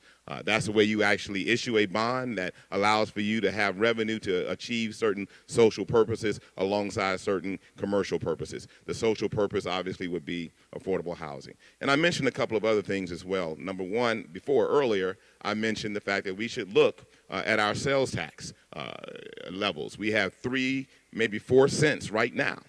Several years ago, when these taxes were put in place, we didn't have the ability to carve them up into fractional taxes. We can do that now, and I believe we should take one of the pennies we have and carve it up and use a portion of that penny to be a dedicated source for affordable housing. Second thing, I really do believe we can go to the state and ask for a portion of our intangible taxes that we pay for real estate transactions, as well as transfer tax for real estate sales, to make sure that we can use those funds for an affordable housing trust fund. And the last thing, and forgive me, Father, for I have sinned, if we actually use or actually have casino gambling in this city, in this state, the only way I'm going to support it is we're able to take some of the funding that comes from that and help create an affordable housing fund. How much funding? I would say not less than $25 million a year to the city of Atlanta, but it should be a fund that can support the entire state in places where these casinos are. Not less than $25 million. Mary. I'd like to have a dedicated fund coming out of the MARTA tax, which will be a match. Metro Atlanta Housing Connected Transit Connected Housing. I think that will make a tremendous difference in giving us a dedicated source. I also want to mention one other thing that I have been talking about during my campaign, which is employer-assisted workforce housing. I would like to see subsidies for employees to be able to live closer to where they work, coming from a public-private partnership. So if you are either on MARTA or you are in an apartment that is near the job center where you work, we will have tremendous benefits, and that will be another solution to our affordable housing issue with our workforce. Thank you, Mary. Yeah, so dedicated funding sources for affordable housing. Is that right, Bill? That's it. Okay. One, I would support, as I mentioned, the LTF in my survey. I would support the LTF if it's proven to be a legal use of the transportation tax. I would certainly support the LTF. That's one source. You know, when the city had the building and permits in an enterprise fund, it generated almost a $60 million surplus.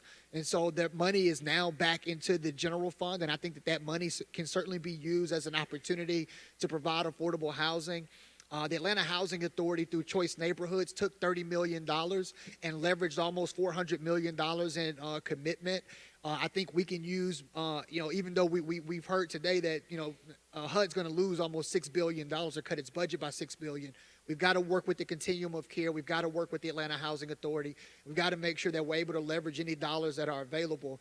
And respectfully, I've been talking about social impact bonds since we've been doing these forums for about a year, and I was talking about them before then at the Workforce Development Agency. But I certainly think social impact bonds are an innovative way to get public-private partnerships. How much do you think we can raise there, Michael? I think somewhere between, depending on what the savings can be at the city level, I think somewhere between $250 to maybe $500 million. $250 million to $500 million. Okay. If we get the right investments. And one of the things that I'm going to be announcing later this week is as I roll out my plan for infrastructure, is the creation of an infrastructure bank that will include a broader coalition of what infrastructure means, and that will include affordable housing. Thank you. Kathy. Sometimes it's tough to bat cleanup, but sometimes it's easy too. Everybody has said pieces of the puzzle, and I think what we have to think about is, how are we going to fight for ATL? That's why I'm running in this race. Affordability, transportation, and livability, and all those things have to come together simultaneously. It's not one thing or the other. If we don't have schools that don't work, then communities aren't going to work. We're not going to have the tax digest. It's all sort of circular. So we have to do all those things, and then we have to look at our budget, as John said. You know, we've got a reserve budget that keeps getting bigger and bigger, even though our ordinance says our reserve should only be 50 to 20% of our general fund. Well, we're about $50 million sitting in a bank that we could be spending on one-time expenditures that could help spread the budget around, right? I'm pretty conservative financially, but when I see money sitting around when there's immediate need, I have cause for concern about why that's a good policy decision. Parking taxes for commercial parking is the obvious one because businesses can pay for it, out-of-town visitors in particular, but our citizens aren't going to like it very much because the cost of parking is already expensive and we're not used to that. But it's the one thing I think we can get through the General Assembly, and as somebody said, it's probably 30 to 40 million, and we ought to think about that one in particular. But I think that it has to be, how do we make all this work? There's no one neighborhood that needs affordable housing. Buckhead needs affordable housing as much as any other neighborhood does. And so the equation is, how much housing do we need? What kind of housing do we need in a neighborhood? How do we build it? How do we pay for it? And then the last thing is I think our tax digest is completely a mess. As I mentioned earlier, we have investors that are sitting on large parcels and paying virtually nothing. We've just got to roll our sleeves up and sit down and look and see who's paying what, what's fair, and how do we make sure that we are really collecting the revenue we need to collect without continuing to tax people who are already here to death to fund the regional transportation system, you know, to fund the water sewer system that really ultimately many of the other jurisdictions rely on, and all the other things that this small 500,000 people, many of whom are financially strapped, end up paying for. So we've got a big equation to solve. And I would say, Caesar, you said it very well. We're in one room now, but there's many other rooms. So as the leader, you've got to find win-wins. You got to find ways to leverage that money. Michael, you referenced the Living Transit Fund, $125 million to try to build some affordability in around MARTA. Who supports that by a raise of hands? Yeah, if it's legal. If it's legal. Well, I'm not asking you to do anything illegal. So maybe that still has to be decided. Maybe why you didn't, Keisha, you did not sign up for that. It was a legal issue for you. Again, it's going to take strong leadership. It's going to take creating win-wins, leveraging money, layering it. But it really comes back to who's willing to spend their political capital to create the city that we want to live in. So I've just got a few more things to finish up. I want to ask, there's 5 of you that are city council members or have been city council members. I'd like to just take that occasion to ask the 5 of you, what has been your greatest success in this area? What have you done while you have been in a leadership position? None of you as mayor, but all of you as city council, 2 of you as the president. What's your greatest accomplishment there? Yes, shepherding the revitalization of the heart of the city over the last 15 years, downtown, midtown, Old Fourth Ward, Emmett Park, Ponce Highland, at one point Castleberry Hill, Home Park, and Atlantic Station. And what part did you play, Keisha? We implemented, tons of programs and initiatives that really were pilots that the rest of the city has adopted. But in particular, the most specific one would be the Year Boulevard. It's the area with the greatest concentration of poverty in the Southeast United States. Average income is $3,000 a year, several hundred families, 3,000 people. You know the place, you know what's going on. But instead of trying to just look at a usual push people out type of strategy, we talked to the developers and we began to regenerate in place. We brought back 87 new senior units. We have another 200, almost 300 underway, all at affordable price points. Plus, we've gotten the private sector, private investors to also buy property in the corridor. You feel like that's a model that you can use? Yes, we can take that around the city because we empower families and children to own their own future. Okay. Well, first of all, as a council member and as council president, it's really been about creating strong policy, utilizing the tool we have in Invest Atlanta and other aspects of city government to create tax incentive districts and other economic development initiatives that require affordable housing, and we can do more. But my story around affordable housing is not just being a council member and council president.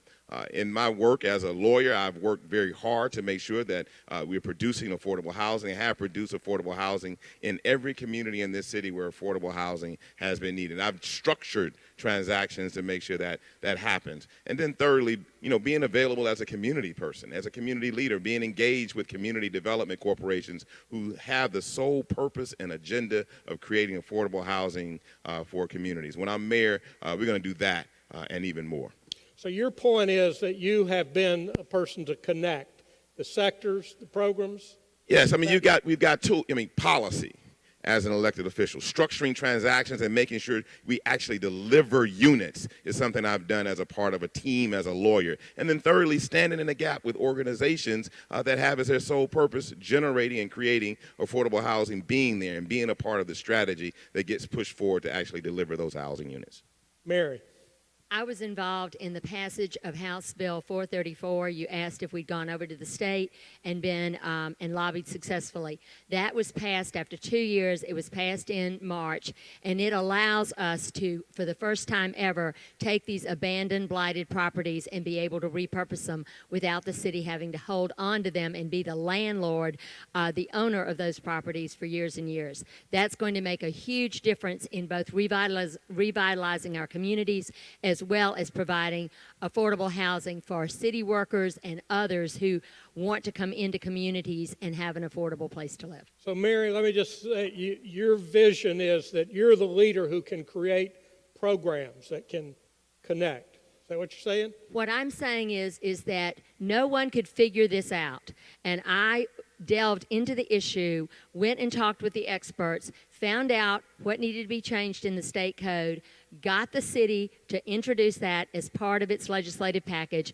went to the Capitol, was there when the hearing happened, and was very much in evidence, lobbying behind the scenes to make sure that we got that. That's what I did. Kathy.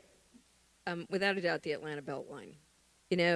For all of the warts that we're uncovering right this minute in terms of affordability and gentrification, I still believe that growing density around a permanent transportation infrastructure is how this city must grow. It allows us to increase our density, to be able to provide housing close to transit, walking ability to get to transit and reshape how we live in a way that no other project does. It is shovel ready for transportation and as cost effective as we can possibly be. I think the challenge for us is to understand the catalyst it can be and not exploit it for the money that can be made. We definitely want to make money and have people, enjoy the fruits of their labors, but it's also a project that's about how do you build permanent infrastructure? How do you build transportation linked to housing? This is the one project that will affect the city, if we do it right, in a way that will change our lives for the better, I think, for decades to come. So your point, Kathy, if I'm understanding, is you're connecting the dots. If we do a better job on infrastructure and transportation, that's going to help in the affordable housing area? I believe so. Keisha. My biggest success has been having a seat at the table and using my voice to speak for those who don't have the opportunity to do so for themselves. And I'll give 3 examples. Invest in Southwest Economic Development Initiative in Southwest Atlanta that's brought new restaurants and businesses to the area.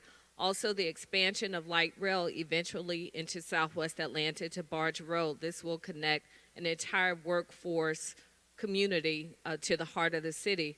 And thirdly, as Executive Director of the Recreation Authority, while that was a big job in selling Turner Field, what I was most proud of was using my voice when we were making a grant to Zoo Atlanta, making a condition of that grant that scholarships be provided for children across the city to attend zoo camp. That may seem like a very small thing, but zoo camp is $300 a week. And what we saw is that we had almost 50 children across this city who otherwise would not go into the zoo, spend an entire week at the zoo from Thomasville, Adamsville. And one of the most heartwarming and precious things that I heard at the end of that week was a man came to zoo camp in his uniform. He took off work, and said that his 7 and 11-year-old sons had never been to day camp. And had we not provided that scholarship, they would have not had the opportunity to go to camp that summer. And so that's what I'm most proud of, and that's what I consider a success. Thank you. So I've got one more question, and then we're going to give you a chance to wrap up. And it really comes out of, again, I want to encourage people to go to the surveys. There's a lot more information there. But several of you have been more specific about this, but I want to ask all of you. As mayor, you can't be the expert on everything. Maybe you can't be an expert on anything except leadership and how you get people to follow. I would like to know from you, who do you surround yourself with? What is the structure that you're going to create so that you have a go-to person who's going to get up every day and work on affordable housing? Question clear? All right, hold on. I don't know. Repeat that again. Not in any order. Repeat it one more time. Repeat that. The question part. Well, the question really is, you can't be an expert on everything. And housing would be one of those that's the hardest thing to figure out. Very complex, very hard. Takes a lot of political capital to get it done. I'd like to know, what is your structure? Who are you going to surround yourself with? You can even name names if you want to. But I'd be very interested in what your administration looks like, besides you who are committed. You're all committed to it, but somebody's got to get up and do the work every day. We're going to start with you, Peter. So back to my point about partnerships, you have to look both internally and externally. Internally within City Hall, we need to have more talent and accountability around affordable housing and around housing in general. And frankly, I would extend that to issues of equity and education. So there's a series of new positions, not a lot, but cabinet level positions I would create, one around housing, one around youth development and education, just to name a couple, that would provide the expertise and the point of focus, because it's not just about expertise. To your point, it's having somebody wake up every day knowing that they have a series of concrete objectives, targets, things they'll be measured against, both by the mayor and the community, to get done in these very important areas. Externally, look, we don't have a consolidated community in Atlanta around this issue. We do not have the nonprofit and corporate and development sectors all pulling in the same direction in this. We just don't. We're not there yet. And so one of the things I would do as mayor is be the convener in chief and get everybody in a room and get everybody on the same page with that which they can agree with and lead them to that point. And who's everybody, Peter? So it's the nonprofit sector, it's the key developers, both large and small, it's all the neighborhoods in the city, representatives from the key neighborhoods, and yeah, you're going to have a tiered approach. You're going to have big group meetings like this, then you're going to have smaller group meetings, but we have to get people aligned in the city because right now they're not. Okay. And for the sound people, I'm going to mix it up so that Kathy Woolard, who starts with a W, is not the last one again. So you're up, Kathy. Thanks, Bill. You know, while we've been sitting here, the Atlanta City Design Plan for how we grow into the future is being released sort of publicly. And I think that that's a really interesting model for us to be thinking about. It went through a huge community vetting process. We almost have the roadmap in front of us, if you will. For me, how the cabinet will look is that we'll, in addition to the planning director, we'll have a commissioner of housing whose job it is to set the benchmarks for all those types of housing I mentioned at the first point. A commissioner of transportation, because we've never had one, and pull those functions out of different departments that align with how we get around. And a chief equity officer whose job is to make sure that as we're implementing this vision for how we grow, that we're keeping our commitment to equity and we're not losing ground, but we're making progress along those particular goals. And then it's one plan, one table, and how we align the community and make sure people understand. And then we bring all those other players, faith, philanthropy, the corporate community, anybody who is an advocate or wants to help in any particular area, that we're moving toward a vision. That running the city of Atlanta is not a series of transactions. It is about building something we all know we need. And my job as mayor is to block and tackle, be an advocate, and find funding to leverage in to how we get this done as quickly as we possibly can. Thank you. Rohit? So there's a problem in the city organization that we're understaffed and underfunded. And so my vision for the city is that I would restructure the way the city is organized at every level, including where there are new cabinet members to like Peter said, to specific issues of housing and equity, and also to have more committees of people that work together but don't typically collaborate. And so in this new environment, there would be people from all the parts of this issue. It's a really complex issue where the Belt Line is a really important part of it because it's supposed to be responsible for the housing, but it's not. But then we have some developers like Quest who have shown interest in building affordable housing in upcoming areas. And then there's obviously the people like nonprofits like Habitat for Humanity and Partners for Home that can leverage their community organizing experience to get people to build these houses quicker and cheaper. And then there are other developers that should sit at the table and also Invest Atlanta and the Housing Authority because like I said, there's going to be a lot more building on behalf of the Housing Authority in all over the city. Thank you. Michael. Well, the city recently brought on a chief equity officer last year. I would maintain that position and make sure that we have somebody whose sole focus is to wake up every day and look at equity and inclusion. That includes affordable housing, that includes income and mobility, that includes income inequality in the city. I would also have somebody designated in the planning department. We've got a chief bicycle officer. We certainly can have someone who is a chief affordable housing officer, someone whose job it is as a part of planning throughout the city, as a part of the city design plan, is to make sure that we've got an affordable housing plan in everything that we do. And that includes making sure that we're connected through the Atlanta Beltline. That includes making sure we're connected through our private development. That includes ensuring that when the city passes the inclusionary zoning ordinance under my administration, that folks are being held accountable for maintaining those affordable housing units. And that includes making sure that we can help find the necessary funds for revitalization. Who's going to do that, Michael? I'm not going to name a name because I don't want somebody to become a political target.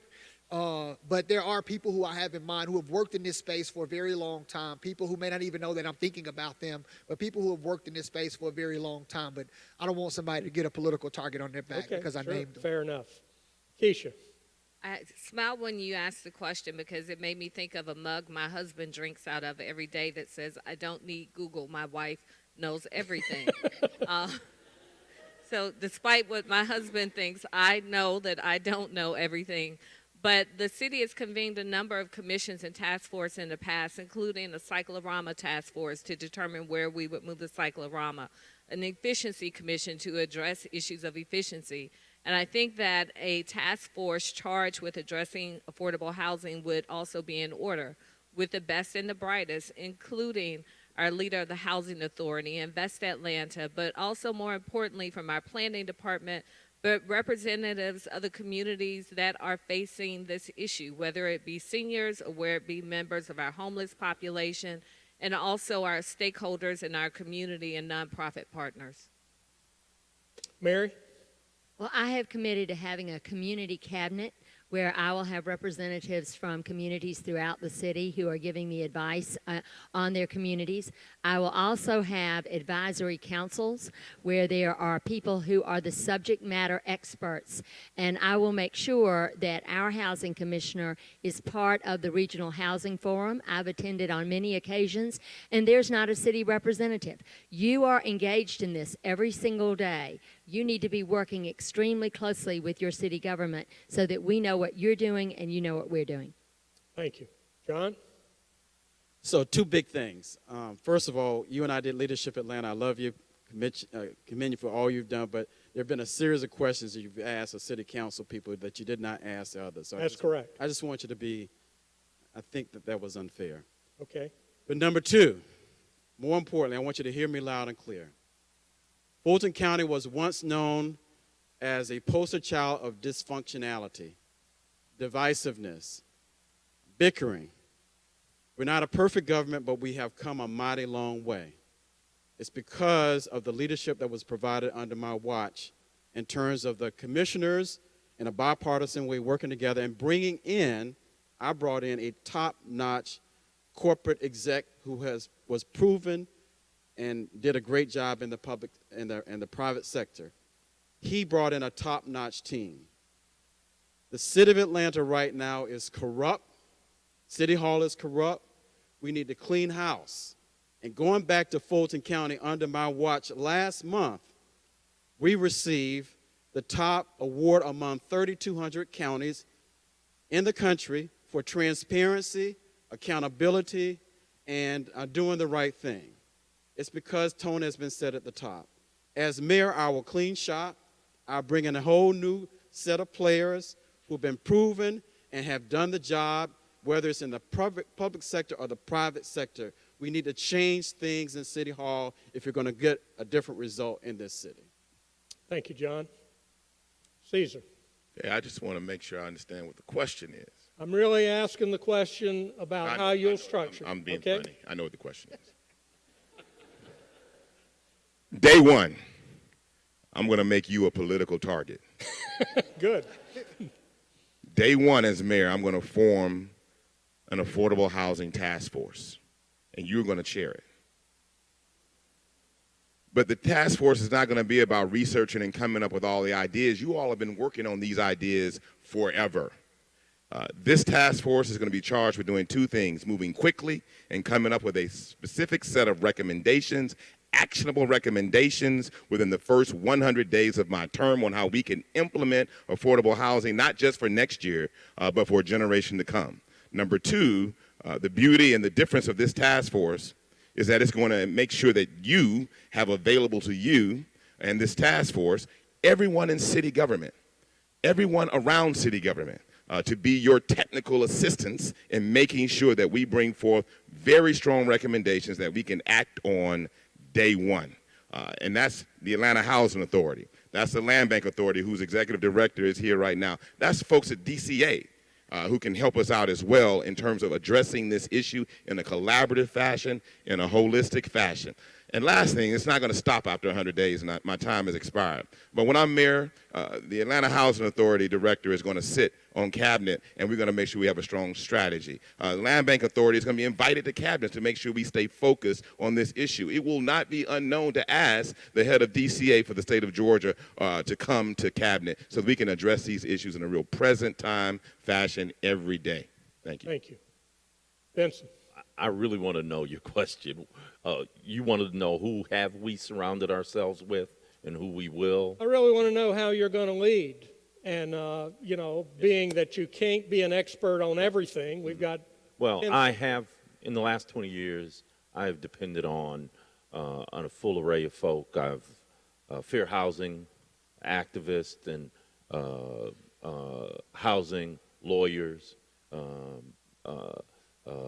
people, community leaders. I saw Columbus Ward here, who's an essential leader in this community, neighborhood activists. So I've surrounded myself with a full array of housing advocates on these issues of affordability, fair housing, that kind of thing. Well, one thing I do want to say is I want to make mention of the Department of Housing. The Department of Housing in the city of Atlanta over the last several years has been marginalized. It has been deprioritized as a vehicle to work on housing issues and affordable housing. When I'm mayor, the Department of Housing is going to be revitalized. It's going to get back some of its responsibilities that have gone to other places. That's absolutely critical. I will tell you, there was a lawsuit several years ago by a fair housing organization, sued the big banks, got a settlement, millions of dollars for affordable housing. DeKalb County used those affordable housing dollars. Guess what happened at the city of Atlanta? They couldn't get a call back, and the bank asked for their money back. So leadership means having the will. This was found money at the doorstep. And since this is the first time I've gone over my time, I'm going to persist. There are other people who have been more liberal with their time. But I just think it's important that people know that when there are opportunities, they have to be taken advantage of. A Department of Housing whose mission is to do that will be very important in my administration. Thank you. Who hadn't spoken. Did you start? I haven't.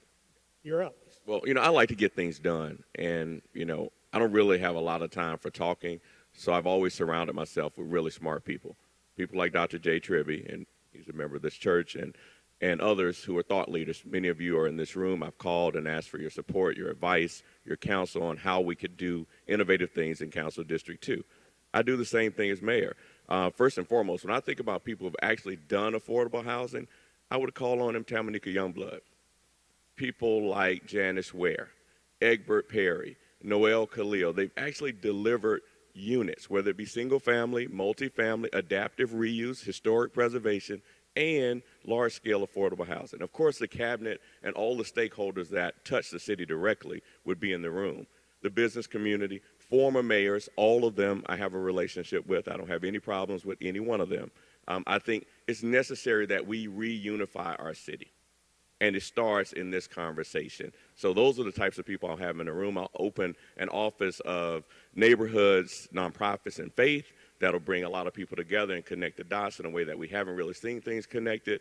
And, just thinking about the people in this room, you've cared, you've been passionate, you've come down, you've spoken to us over the years, but you really haven't seen the action that our city deserves. But a lot of times we also throw a lot of good money after bad when we try to do good, but it gets kind of messed up with some kind of other strategies or the forces of compromise in our city, because oftentimes the big business groups that are not in this room right now, they can manipulate the process and are able to stop us from actually doing the good and the goodwill that our city deserves. Thank you. This may not have been fair, but that's on me. This is a really hard thing to do. And you guys have done, I asked Mary this morning, how many of you have done? You said 25 or 30 of these. I can't imagine sitting in front of people for 2 hours trying to set up straight. I would have fallen asleep by now if I'd been up till 10:30.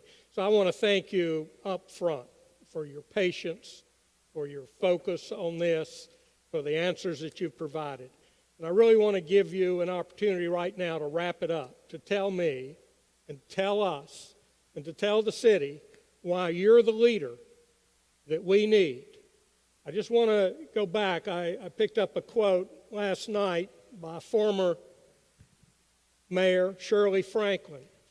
And she said, "The most important legacy is earning and maintaining the public's trust, being a consensus builder and maintaining it." And I think you've all spoken to that in different ways today with your ideas. So I want to, for all of us, thank you and give you an opportunity to tell us why you're the mayor that we need for the city going forward. I'm going to change up the order for the sound people a little bit, since A's over here always started and W's ended. So I'm going to start with you, Rohit. Tell me why you're the mayor that we need. Well, first I want to start with that I have fresh ideas to shake up the city and actually start getting things done.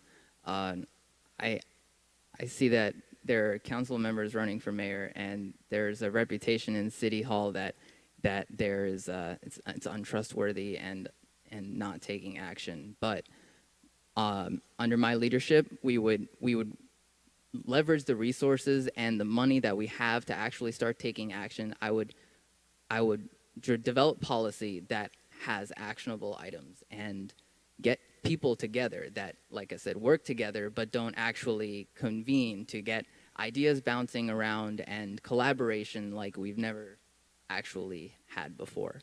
So when I'm mayor, it'll be pretty much everything that we've developed ideas. Neighborhoods, they've gotten together. We've already expressed what we want and need, but these things actually have to start happening. We needed the funding, and we have that. We finally just need the political will to make these things happen. And so when I'm mayor, these things will happen. Thank you, Rohit. I want you to give Rohit a hand. And I just want to acknowledge that Rohit's the only millennial running. So for the millennials out here, take note. Step up. Rohit, stay with it. Maybe you'll be mayor one day. Keisha? Thank you. Atlanta is a tale of two cities, and I am the only candidate for mayor who has lived and worked in both those places. As an attorney, I argued before the Georgia Supreme Court, challenging one of the most well-known domestic attorneys in the state. And I won that case, changing the way child support payments can be made to women across the state. So I have the intelligence, I have the fortitude, I have the wisdom to be mayor. As a city council member, I have fought fearlessly for Southwest Atlanta. I mentioned Invest in Southwest and other initiatives that have come to the area over the last 8 years. But also, as a child of a single mother, I watched my father go to prison when I was 8 years old. And while that was one of the most traumatic things that I've ever experienced in my life, I now know on the other side of it, it is the reason that I have a heart and compassion for the community, because I know what it is like to watch a mother struggle to keep the lights on, to keep the water on, and to keep food on the table. You have to have a mayor who understands this city, who can sit down in a boardroom in Buckhead in the very same way that you can sit at a table on Bankhead. I am the only candidate who has lived it, who knows it, and I don't live it in the abstract. I don't talk about it in the abstract, and I don't think about solutions in the abstract. That is the reason I am the best qualified person to be mayor of Atlanta. Thank you, Keisha. Please give her a hand. Thank you. John? Thank you, Bill. It's about leadership. Past results are the greatest indication of future success. I became chairman of Fulton County back in 2007, and when I inherited the helm of leadership, it was a divided county along racial, partisan, and geographical lines. The northern part of our county wanted to split off and be Milton County. But because of my collaborative style of leadership, my willingness to take a stand, my desire to find the common denominator, we brought our county together. We're now a unified county and cohesive as a result of my leadership. Delivered some great things during my 10 years. We saved Grady Hospital, which was going to close in 2008. We did the most sweeping criminal justice reform in the history of Fulton County and the state of Georgia under my watch. I established expungement summits that provided opportunities for people who had an arrest record to have housing as well as to keep their jobs. We delivered a $655 million transportation splosh. We also froze the property values or assessments of people throughout the county, 317,000 parcels. And lastly, as I mentioned earlier, did all of this in getting national recognition for accountability and transparency and ethics. And so I'm very proud about my leadership as chairman of Fulton County. The Atlanta that we know today is changing. It's changing right in front of our eyes. The rhetoric that you've heard tonight, this morning, does not necessarily match up to the reality. You need fresh ideas, a fresh perspective, and a fresh point of view in terms of being the mayor of the city of Atlanta. My friends, I submit to you that I have the experience, the leadership, the temperament, and the know-withal to make it happen as the mayor of the city of Atlanta. So thank you so much. Thank you, John. Please give him a hand. Vincent Ford. Over the last 20 years, while I was in the legislature, and 20 years before that, I have had a record on these issues. I worked with Roy Barnes in the early 2000s to pass the strongest anti-predatory lending law in the country. I'm very proud of that. Worked with the state to get funds in the city of Atlanta, home safe funds in the city of Atlanta to help homeowners that were underwater. I mean, that's the record. When other people were looking the other way, avoiding these issues until recently, the last few months, I've been out on the front line on neighborhood revitalization, neighborhood protection, and fighting subprime lending that has destabilized their neighborhoods and made them susceptible to the foreclosure and eviction crisis that we're experiencing now. That's my record. It's been a sustained record over 20 years. I compare it to anyone's. That's why I ought to be the next mayor of the city of Atlanta, because I have a consistent record, unimpeachable record on these issues of affordable housing. And that's why I want to be your mayor. I want to use that experience to make sure that this city works for everybody. That City Hall doesn't just work for millionaires and billionaires, but works for everybody. Please give Vincent Ford. Thank you for your leadership, Vincent. Kwanzaa. Thank you. I've said this before. Atlanta doesn't need a white mayor, a black mayor, a gay mayor, or a straight mayor. Atlanta needs a great mayor, a mayor who put people and neighborhoods first, a mayor who put affordable housing at the core of getting things done. I'm Kwanzaa Hall, and I'll be everybody's mayor. And also, just to end, everyone on this stage could be a part of my team as mayor, for sure. Thank you.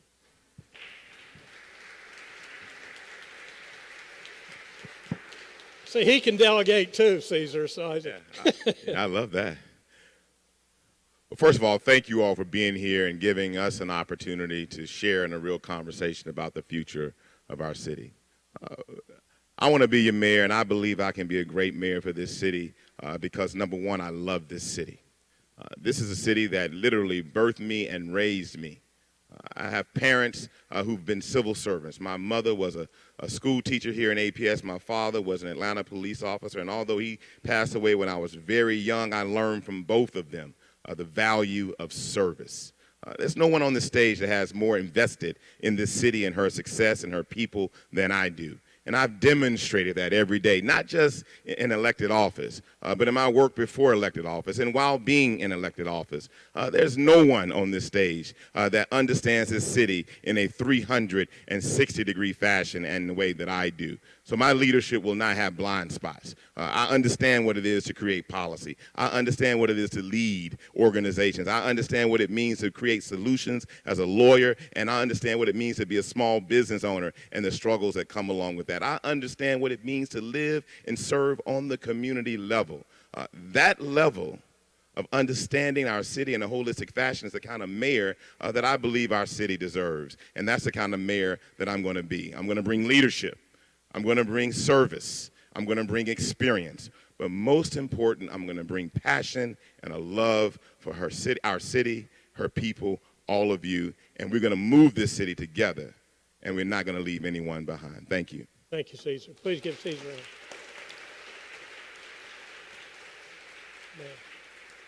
As a former corporate executive and a business owner and the leader of numerous nonprofits, I have had experience in the business community and the nonprofit community, and I have served the city both as a community advocate and as an elected official for over 25 years. I bring a unique understanding of the city more than anyone else. I have been representing the city for many years citywide. I know every part of it. I am connected to every part of it. I have fought to protect communities. I have fought to preserve neighborhoods. I have fought to enhance the quality of life for all of our citizens everywhere. I get deep into the weeds because it's important. You need a CEO that will run this city well. You need people to want to come to this city, to want to develop in this city, to want to join us and enjoy all that Atlanta has to offer. I will be the mayor for all of Atlanta. We will be proud of our city, and for once, our politics will be as good as our people because we are a city filled with wonderful people, wonderful neighborhoods. I will protect and preserve them all so that we all prosper in the next great renaissance that is Atlanta. Thank you, Mary. Give Mary a hand, please. Michael. Thank you so much, Bill, for moderating this, and thank you all for being here for this important conversation. I couldn't agree more with Mayor Franklin. The most important thing that a mayor can bring is a trust that everyone knows that the mayor's intentions are that the policies and the mayor's intentions are going to follow what's in the best public interest. When I took over the City of Atlanta's Workforce Development Agency, 2 days later, the Atlanta Journal-Constitution wrote an article that said a host of mayors and city council members had failed to fix the problems of this profoundly dysfunctional agency over 40 years. And he said, fix it or shut it down. A year later, We had expanded services. We had a mobile career coach that went into the toughest neighborhoods in the city of Atlanta. We partnered to create multiple units of offices and had provided more jobs and opportunities in our first 9 months of 2015 than it happened in the previous 2 years at the Atlanta Workforce Development Agency. I did it with the speed of trust. I did it by using Stephen Covey's idea that if you create trust among your staff and among your community, then you can accomplish more things. I used it by saying to my staff and my colleagues that trust would be a performance multiplier. If people knew that our intentions were in the right place, they would trust us. And I agree with Mayor Franklin, the most important thing is trust. As a former federal prosecutor, I held public officials accountable for breaking the public's trust by putting them in jail when they took bribes. I held people accountable for breaking the public's trust by making sure that our federal dollars were spent in the way that they were supposed to be spent. At the age of 27, I became one of the youngest federal prosecutors in the country, and I didn't hesitate to hold public officials accountable when they broke the public trust. So you can count on the fact that when I am mayor, trust is going to be at the very forefront of everything I do, making sure that the community knows that I'm doing what's in the community's best interest and not in what some private developer's best interest. Thank you, Michael. Please give Michael a hand. Kathy?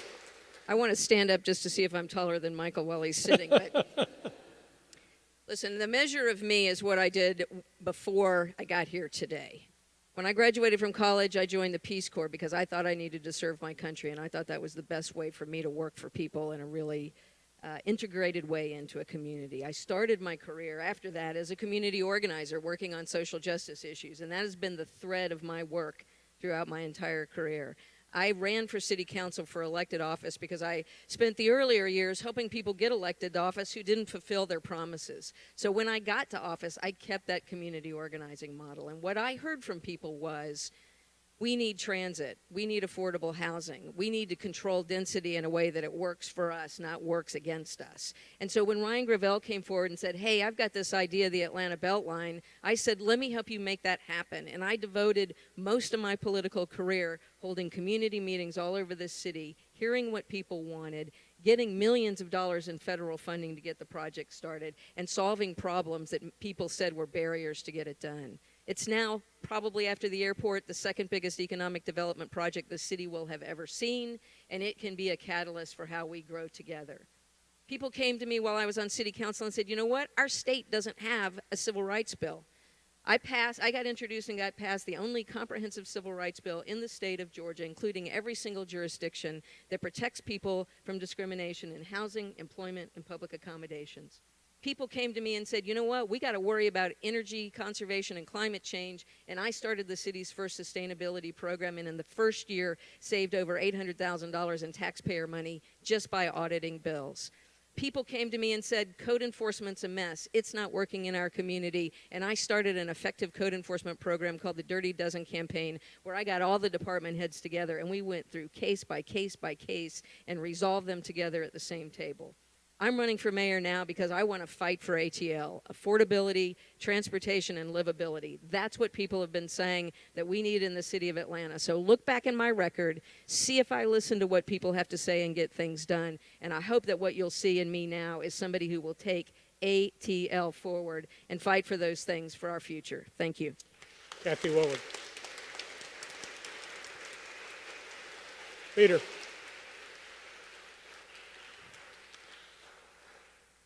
My name is Peter Amon. I want to earn your trust and your support.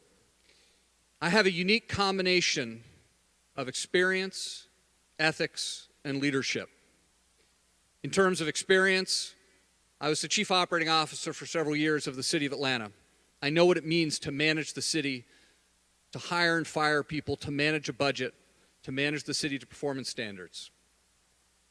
I worked with Mayor Franklin for years, leading pro bono consulting teams, helping the city of Atlanta from 2001 through much of Mayor Franklin's terms to help the city improve in specific and measurable ways. I have the experience of having worked with some of the largest and most complex organizations in the world in the private sector and helping them do everything from deploy capital to rate their people and hold them accountable to improve customer service. So I have the experience to do this job. In terms of ethics, I bring a long track record of focusing on ethics. At my firm, I spent 7 years rebuilding our global ethics program and running it across 40 countries. As Chief Operating Officer, I've held people accountable for ethics violations, and I had them terminated, not that I wanted to or enjoyed doing so, but they had to be held accountable for knowingly breaking the rules. In terms of leadership, I have brought together the private sector, the public sector, the nonprofit sector, and the communities and neighborhoods, whether it's helping found the Atlanta Police Foundation, helping found Partners for Home, or working on numerous other issues to advance Atlanta.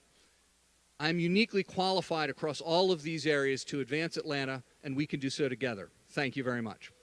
Thank you. Peter.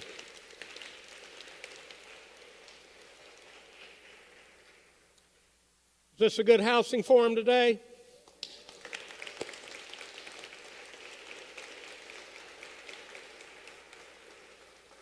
I just want to say that we live in a time of great cynicism, of kind of disbelief. It does not encourage people to step up and serve in a public way, certainly in public office. Now, most people suspect anybody who says they want to be mayor or commissioner, council member, or school board member. So for the folks who are willing to step up and be that leader, I think we owe them a debt of gratitude. So I want to thank all of them. And what I want to say is, Kwanzaa, you maybe said it, yes, everybody was going to be on your team. I hope one of you will be mayor on December, when's our next meeting? December the 6th. Runoff is December the 5th.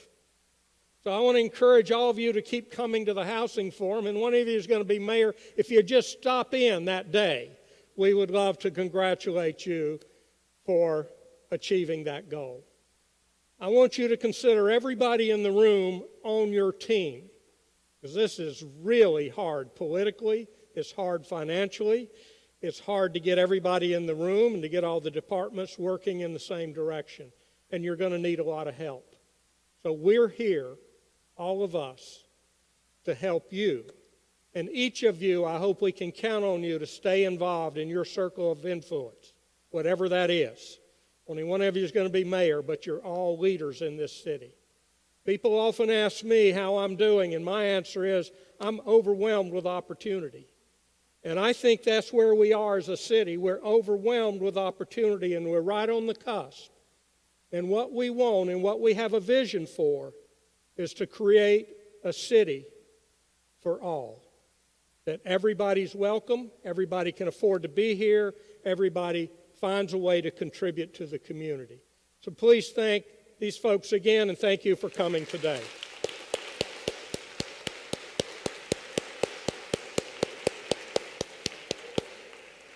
Thank you.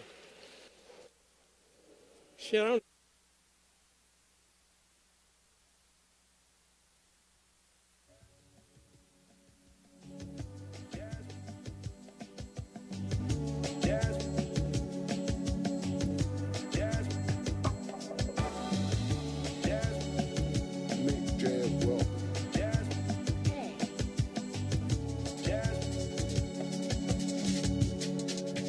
Back to the dewdrop.